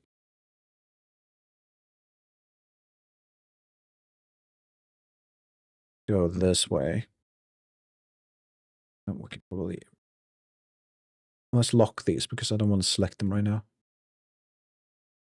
There you go. And then I want to scale in all but the X. So we're going to do shift. While we have that scale tool active, we can do shift X, which locks that axis for us. Then we can make it thinner.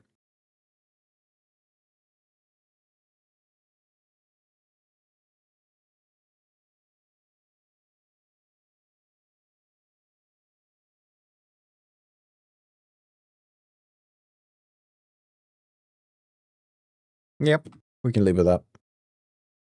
And let's duplicate the faces and move it in Y.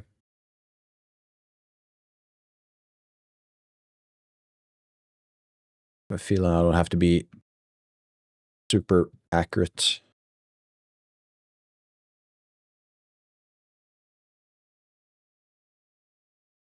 Go with that. With these two selected, let's apply the modifier.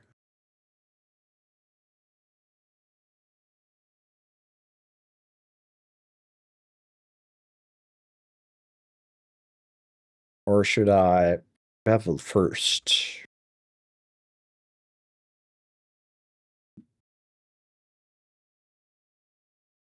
Let's bevel first.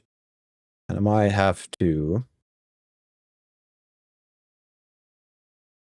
go with a modifier so I can adjust it later on.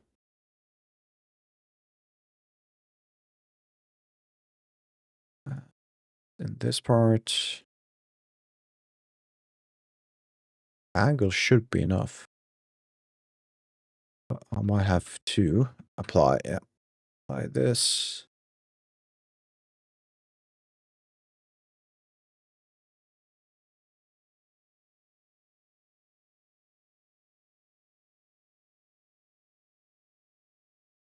Nope, that's too small. I'm gonna try see if I can multiply that by 0.1. Oh, that increased it the other way around. Okay. There you go.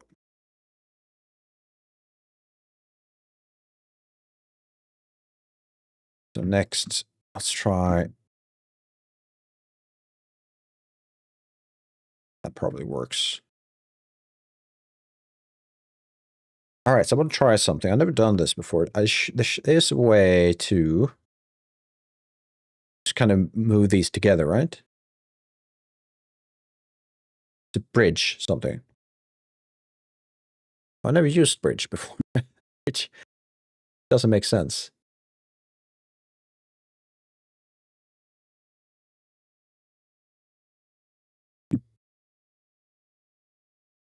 Let's see if we can find something online. So, under bridge two faces.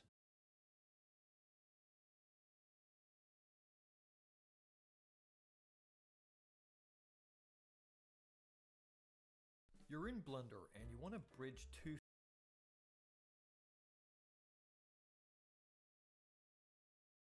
I had the wrong sound bite off.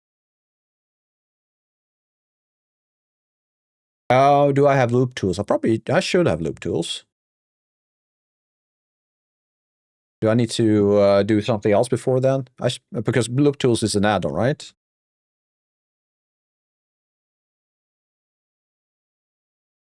double check. Yeah, I have mesh loop tools active. Yeah, yeah, I have it active.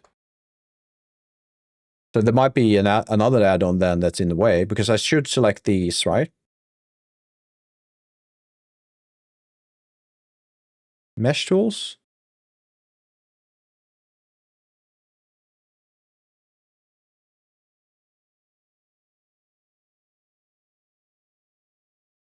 Oh, right click. Oh, there you go. I was using Q. Some of a habit. So, perfect. Thank you. I don't know why I've never used that before. I think what I've done in the past is that I've deleted the face, select the opposite, press F, and then just hold down and just go that way. I think I've done it. But your way is absolutely 10 times faster. Awesome. Thank you. Really. Kind of weird. I've used Blender since 2019. This is the first time I used a bridge tool. Does that make sense? I don't think it does.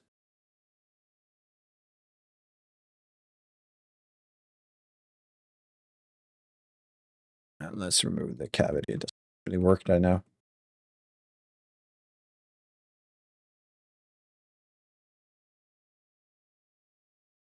Kind of like it as a one single source. Looks better. So now I need to figure out what to do with those rubber feet. Right, these parts. And we should just do the same as what's done this part. Oh yeah. Oh, I mean, I've used loop tools, the circle stuff, right? It's called circle. Double check. Yeah, circle, I used that before. Flatten, I think, pretty sure I've used that before. For some reason, never bridge. Never. Not sure why.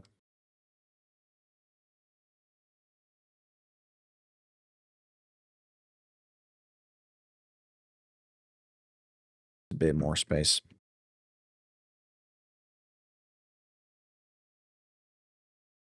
Space and relax. Space the vertices in a regular distribution on the loop. Ooh, yeah, I need to remember that one. Relax the loop so it's smoother. That could be useful, absolutely. You see, all of these good stuff. Loft, bridge to or loft, several loops, vertices. I think I know what that means. All right, yeah. Certainly should keep my eye out for those. Let's see. Let's select this part, make it. Don't need an array right now.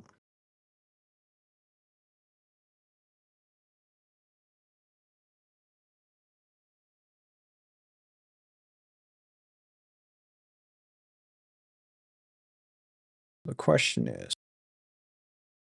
how big should this thing be?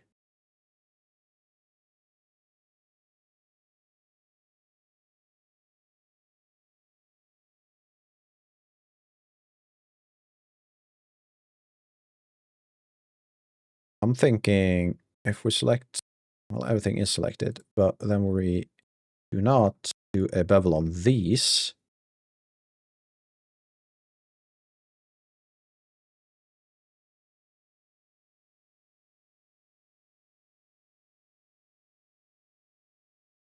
I might want to extend this one.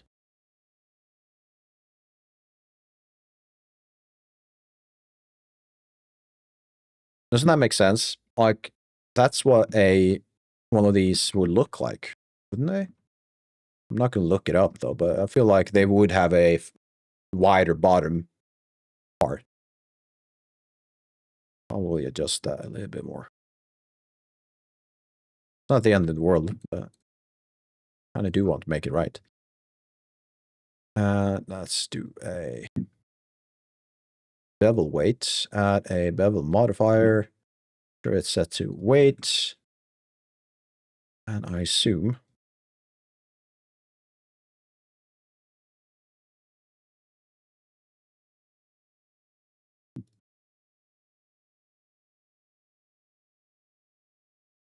let's remove the wireframe. Yep. And then I'm going to move the origin point to 3D cursor, add a mirror modifier. Next, duplicate the face.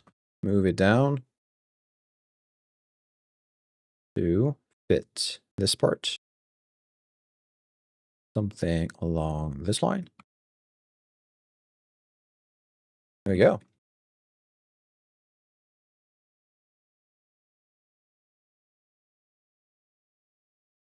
And next would probably be this part. And that part. So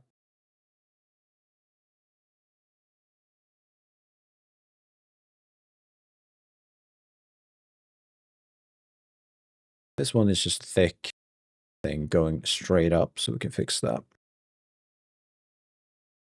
I should have. Exactly.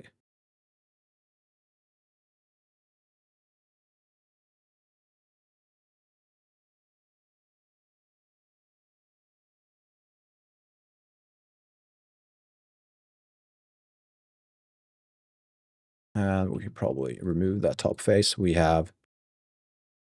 Awesome.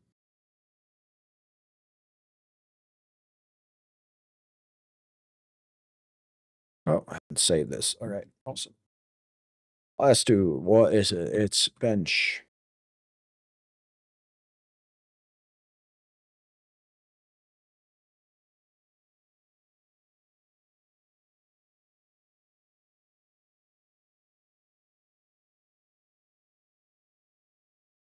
Right.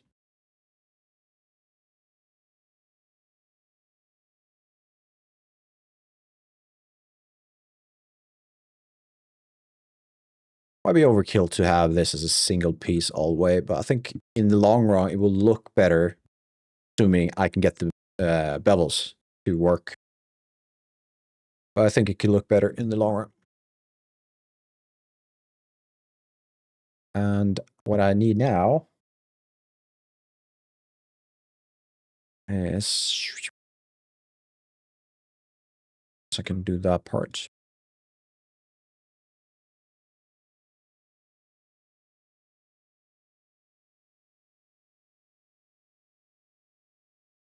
Good enough.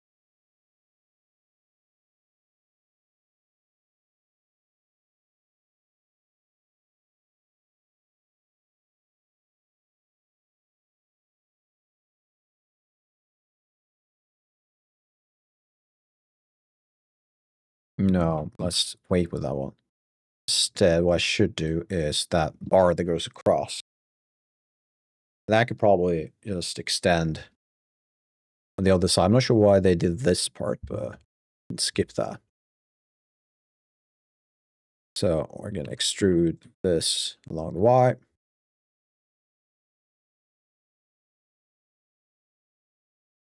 Farther. Oh no. Let's just try some. We can always adjust these later on.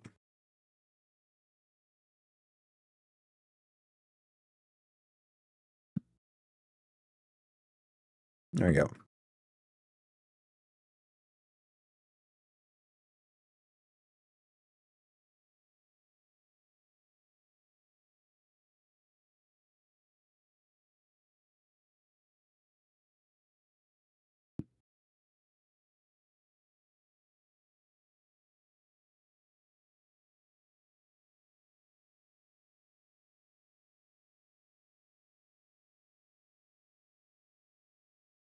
Yeah, this is better. A lot better.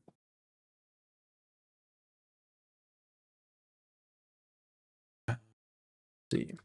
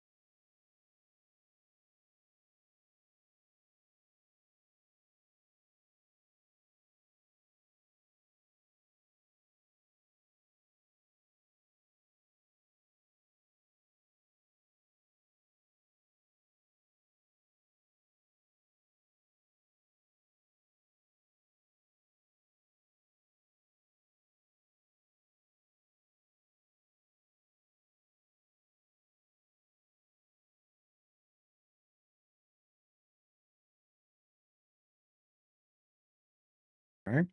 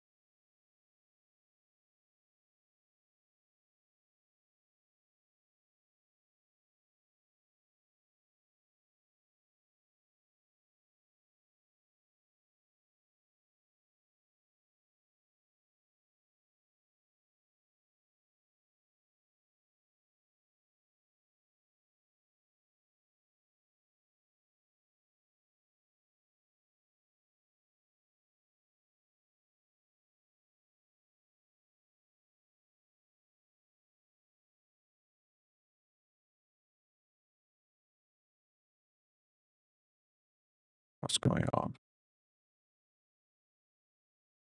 Going. There you go. There you go. All right. Wondering.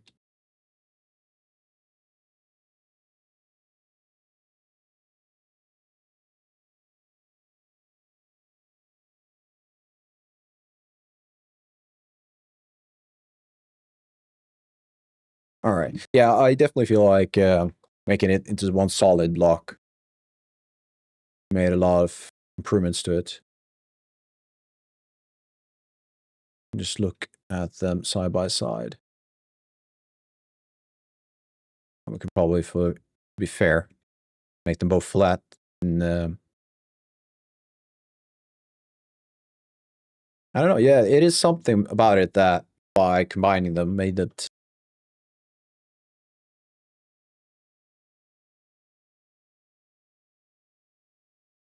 All right. Yeah, cool. The next step will be to do those, I guess. Everything else is, well, I need to do the mattress itself. Absolutely. That's a lot easier to do, so I'm not worried about that part.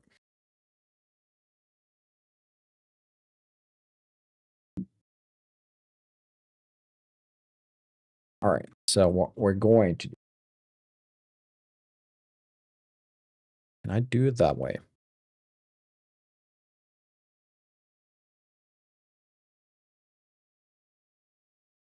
Let's just divide this part.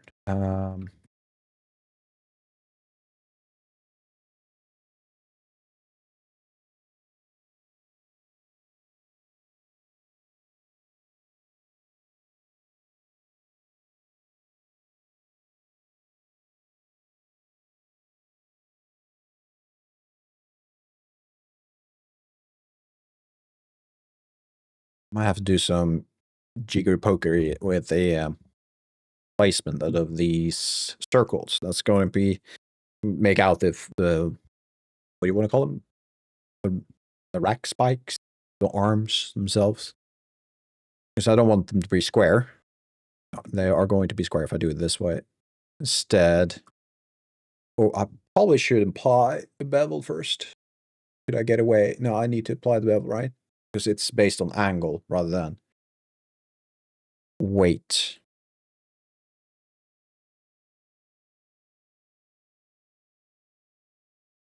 I don't know if I want to do that. Not yet.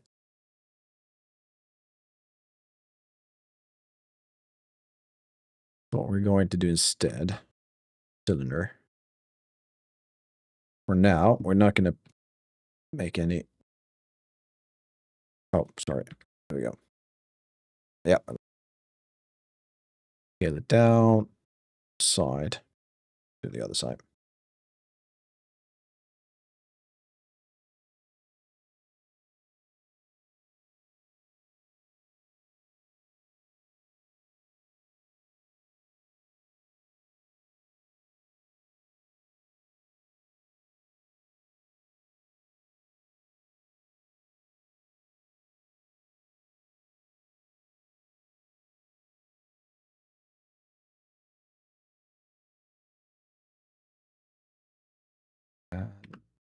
That way. Now,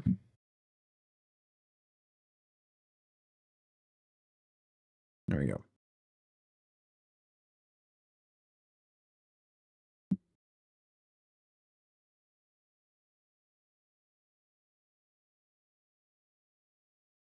It doesn't have to be perfect because perhaps I could not use those. You know what? You know what? I'm going for cylinder. Instead, I should probably go for some type of hook, right? Now I need to look this up because the bench press wouldn't have this type of, or maybe the reason it's there is it's easier to tell on this type of block asset. I think we could get away with it. Let's look at a bench press. See, I need to check.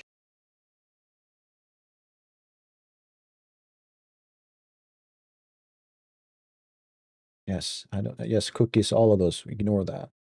Right.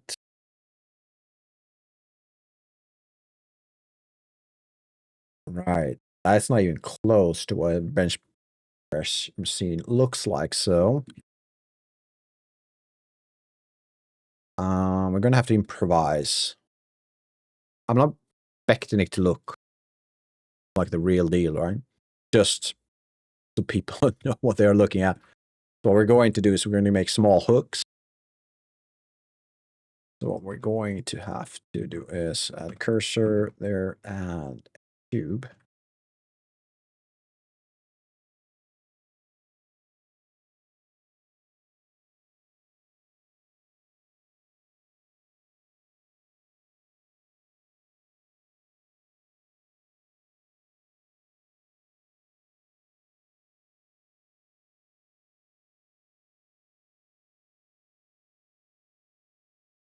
The only concern I have is create these hooks are not hard, but what they might be is from a distance hard to tell what they are. I guess the only way to figure that out is to try it out. So we can just make these quickly.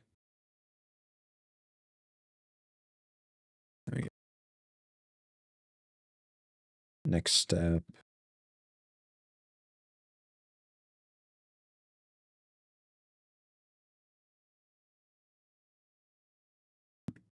All right, so now the other one. There is a way to rotate this face, but not affect width. Because if I rotate it as is, it's gonna squash the height. What is that called? Is that also a loop tool? Soft? No. Is that part of? Where did I find that?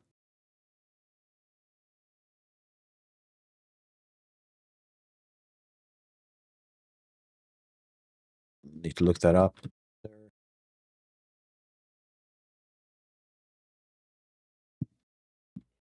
we go.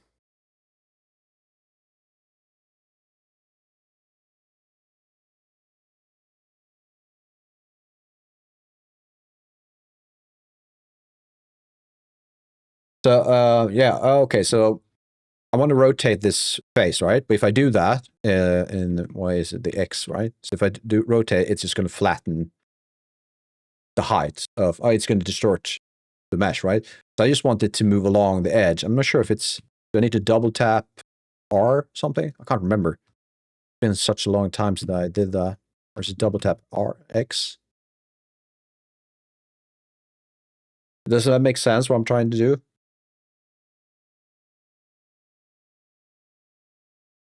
From the tool on the left, which one is it?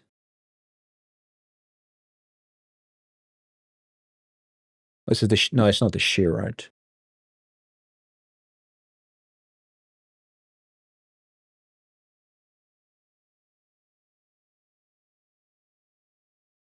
It is shear? Okay. Wow, okay, so what's happening? Oh, there you go. Oh, perfect. Oh, that's exactly what I want. Awesome. Again, thank you.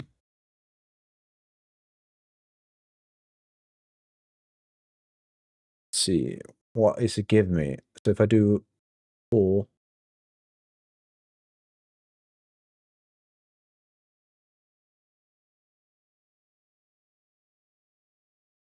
Let's do 0.5, see what we can get from that.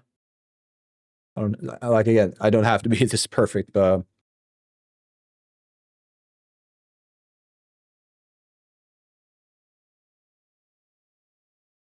you would just slide it back. Yeah, actually, when you say that, yeah,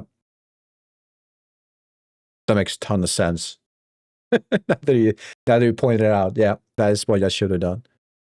But, okay, so I learned something. So let's go with that. And move this block back to world origin. I can't do that. So what I need to do is move this also. That.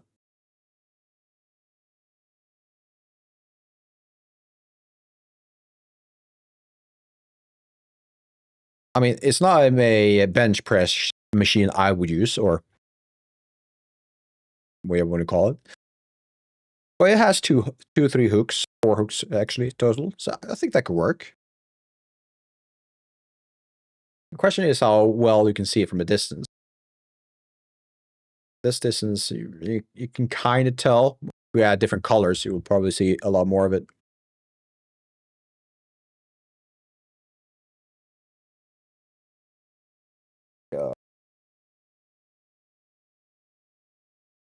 Awesome.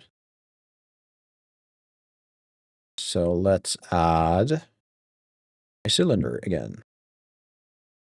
This time instead of 8, let's make it a bit rounder. 60 might be overkill, looking at the overall art style. Perhaps 12. We want to scale it down. Press the right buttons so we don't ignore the changes.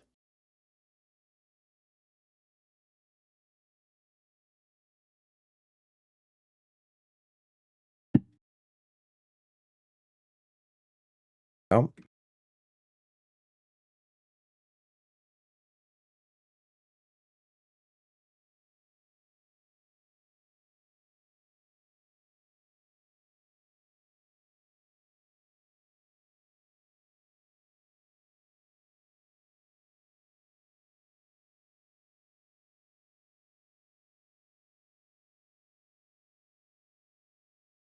About that.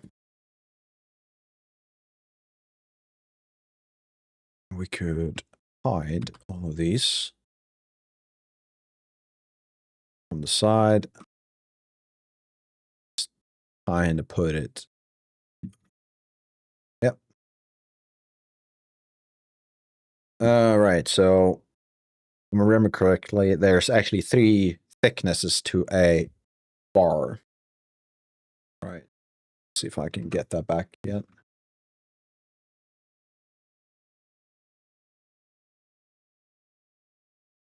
Yes. All these cookies. Right. There's 3 thicknesses. So best way to do this, first to divide it. Mirror. Then I'm thinking I'm just going to add a loop. Right there. Select that part, and I should probably just be able to use. No.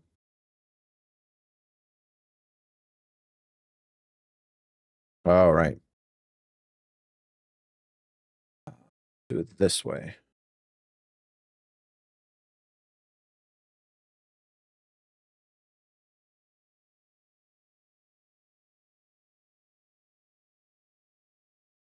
And then add another loop. I guess roughly in that part.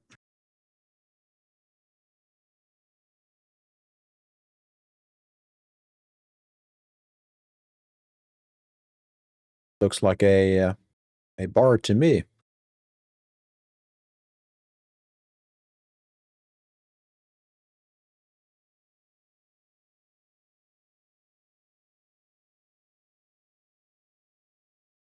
Might be slightly on the thick side, but I think we could Probably need more thickness to these bars. That said, to increase this thickness a bit.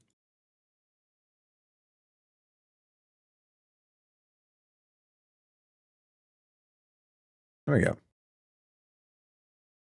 And we're going to need to smooth all of these edges and things like that. But we're going to add the final, I believe it's the final. That will be the mattress. Yeah, that's the final part. And clean up, make sure everything's proper. I need to then talk with a few teammates, see if we want to do this texture-wise or vertex colors. I assume we're going to want to make it the colors using vertex color rather than texture. But then again, we will have some limitations considering the amount of colors we can use. Like vertex colors are quite limited in colors, at least the ones you can send to Unreal. As far as I know, you can use 3, perhaps 4. I mentioned this earlier that I'm not sure if we can use the alpha channel. There's a way to use it in a material graph in Unreal. I've never figured out how to add a color to the alpha of a model in Blender. That's the part that I'm not sure about. We'll see. We'll figure something out at some point.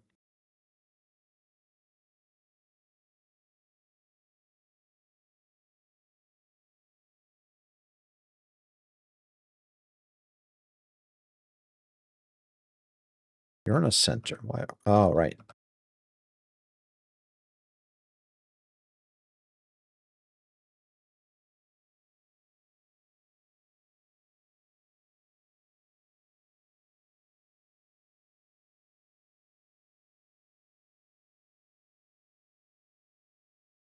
How far back would they go? Because you want the...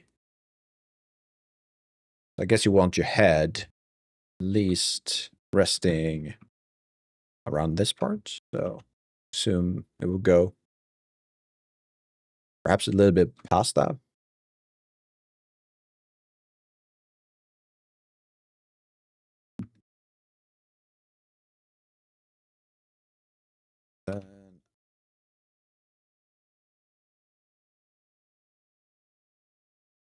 Yeah, I can see this happen.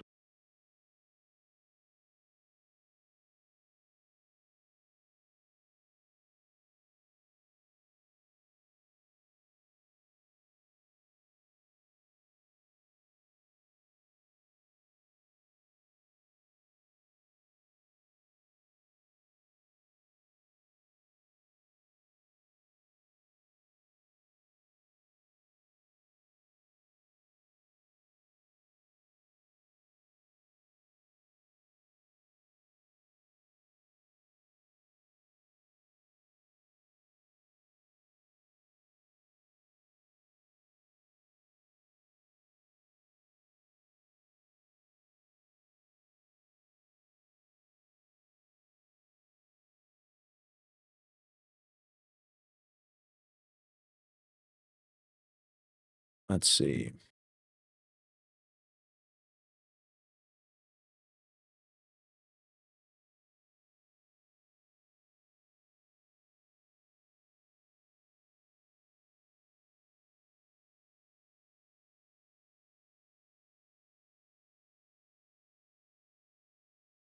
And I assume we want these to be rounded.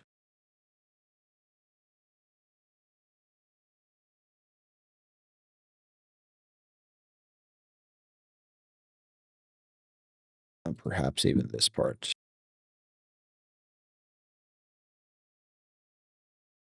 All the way around.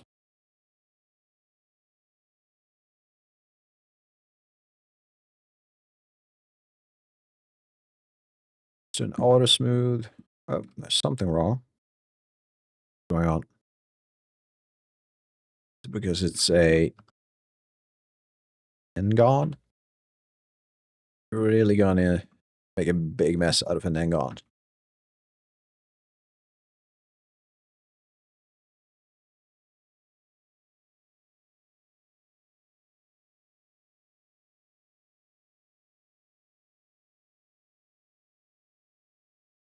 No. Let's do it the other way around. Let's select these, and I believe it's Alt-N, and set from face. That added a lot of extra stuff I didn't want.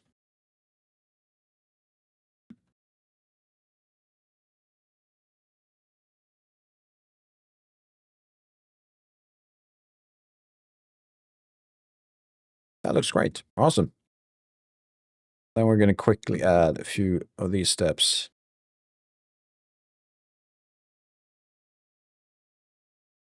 Actually, let's add a... Let's see. Let's do center value and add a quick bevel. Y. All right, scale.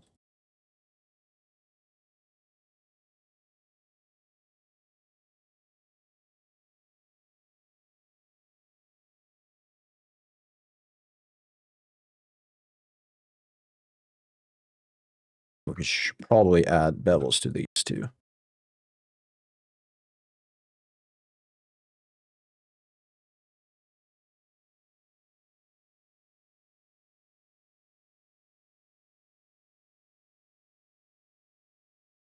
Do a set from face. Ooh.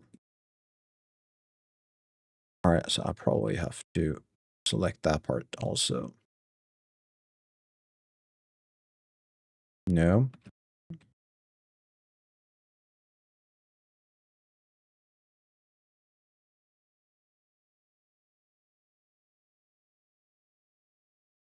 Right.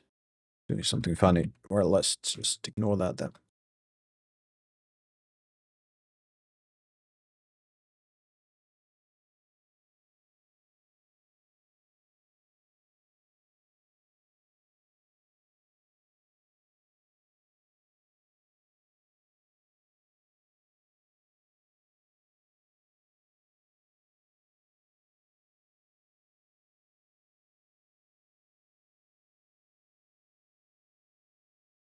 All right.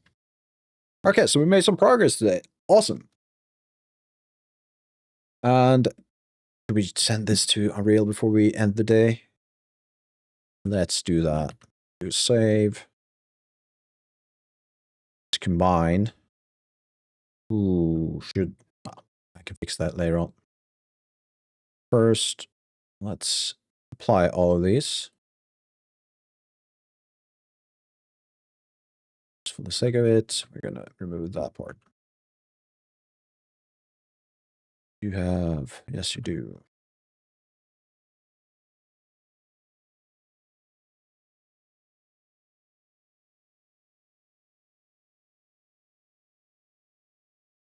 Go, and then like all of these. Fine. All as well. Let's call you bench press. Go on. Add it to the mesh collection, and using an add-on, I should be able to send these quickly. It looks fine. Well, I do need to add them to the proper folder. So I do that first.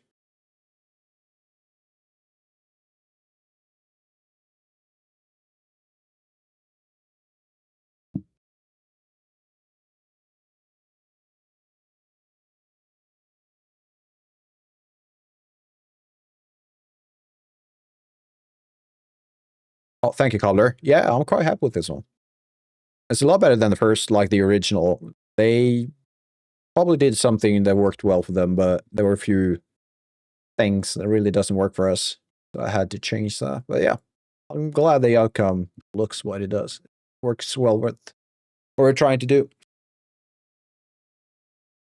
There we go.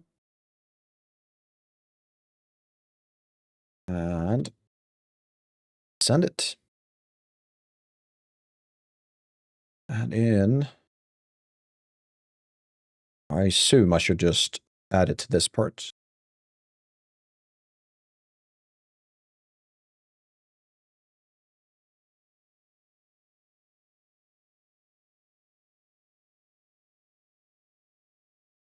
And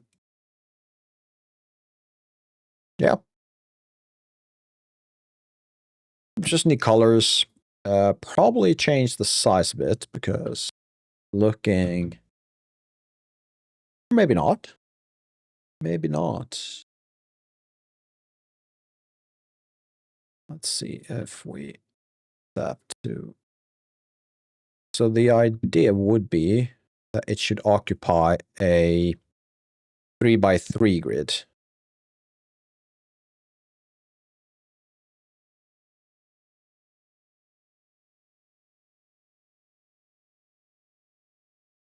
I guess something along these lines. So we wanted to a few things we were talking about is, first of all, the area it's occupying, right? Which will be, I guess these two will be 3 and 2.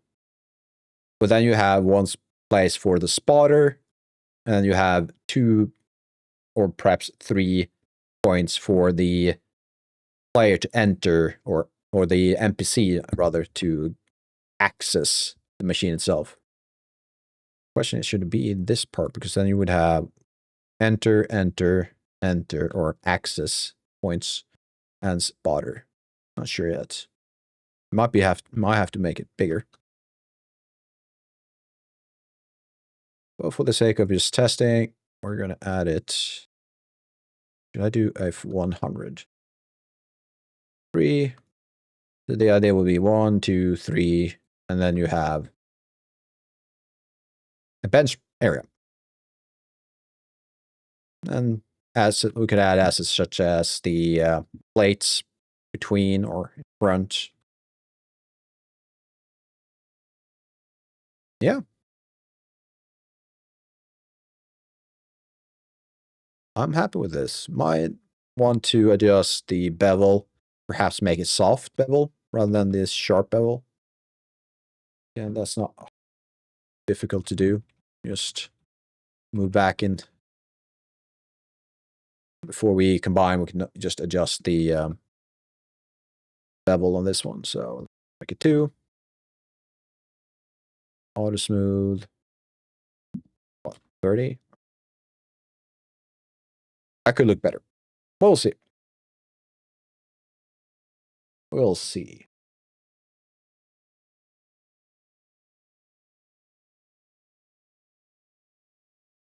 All right. That's an old list, so I'm going to have to make a new one.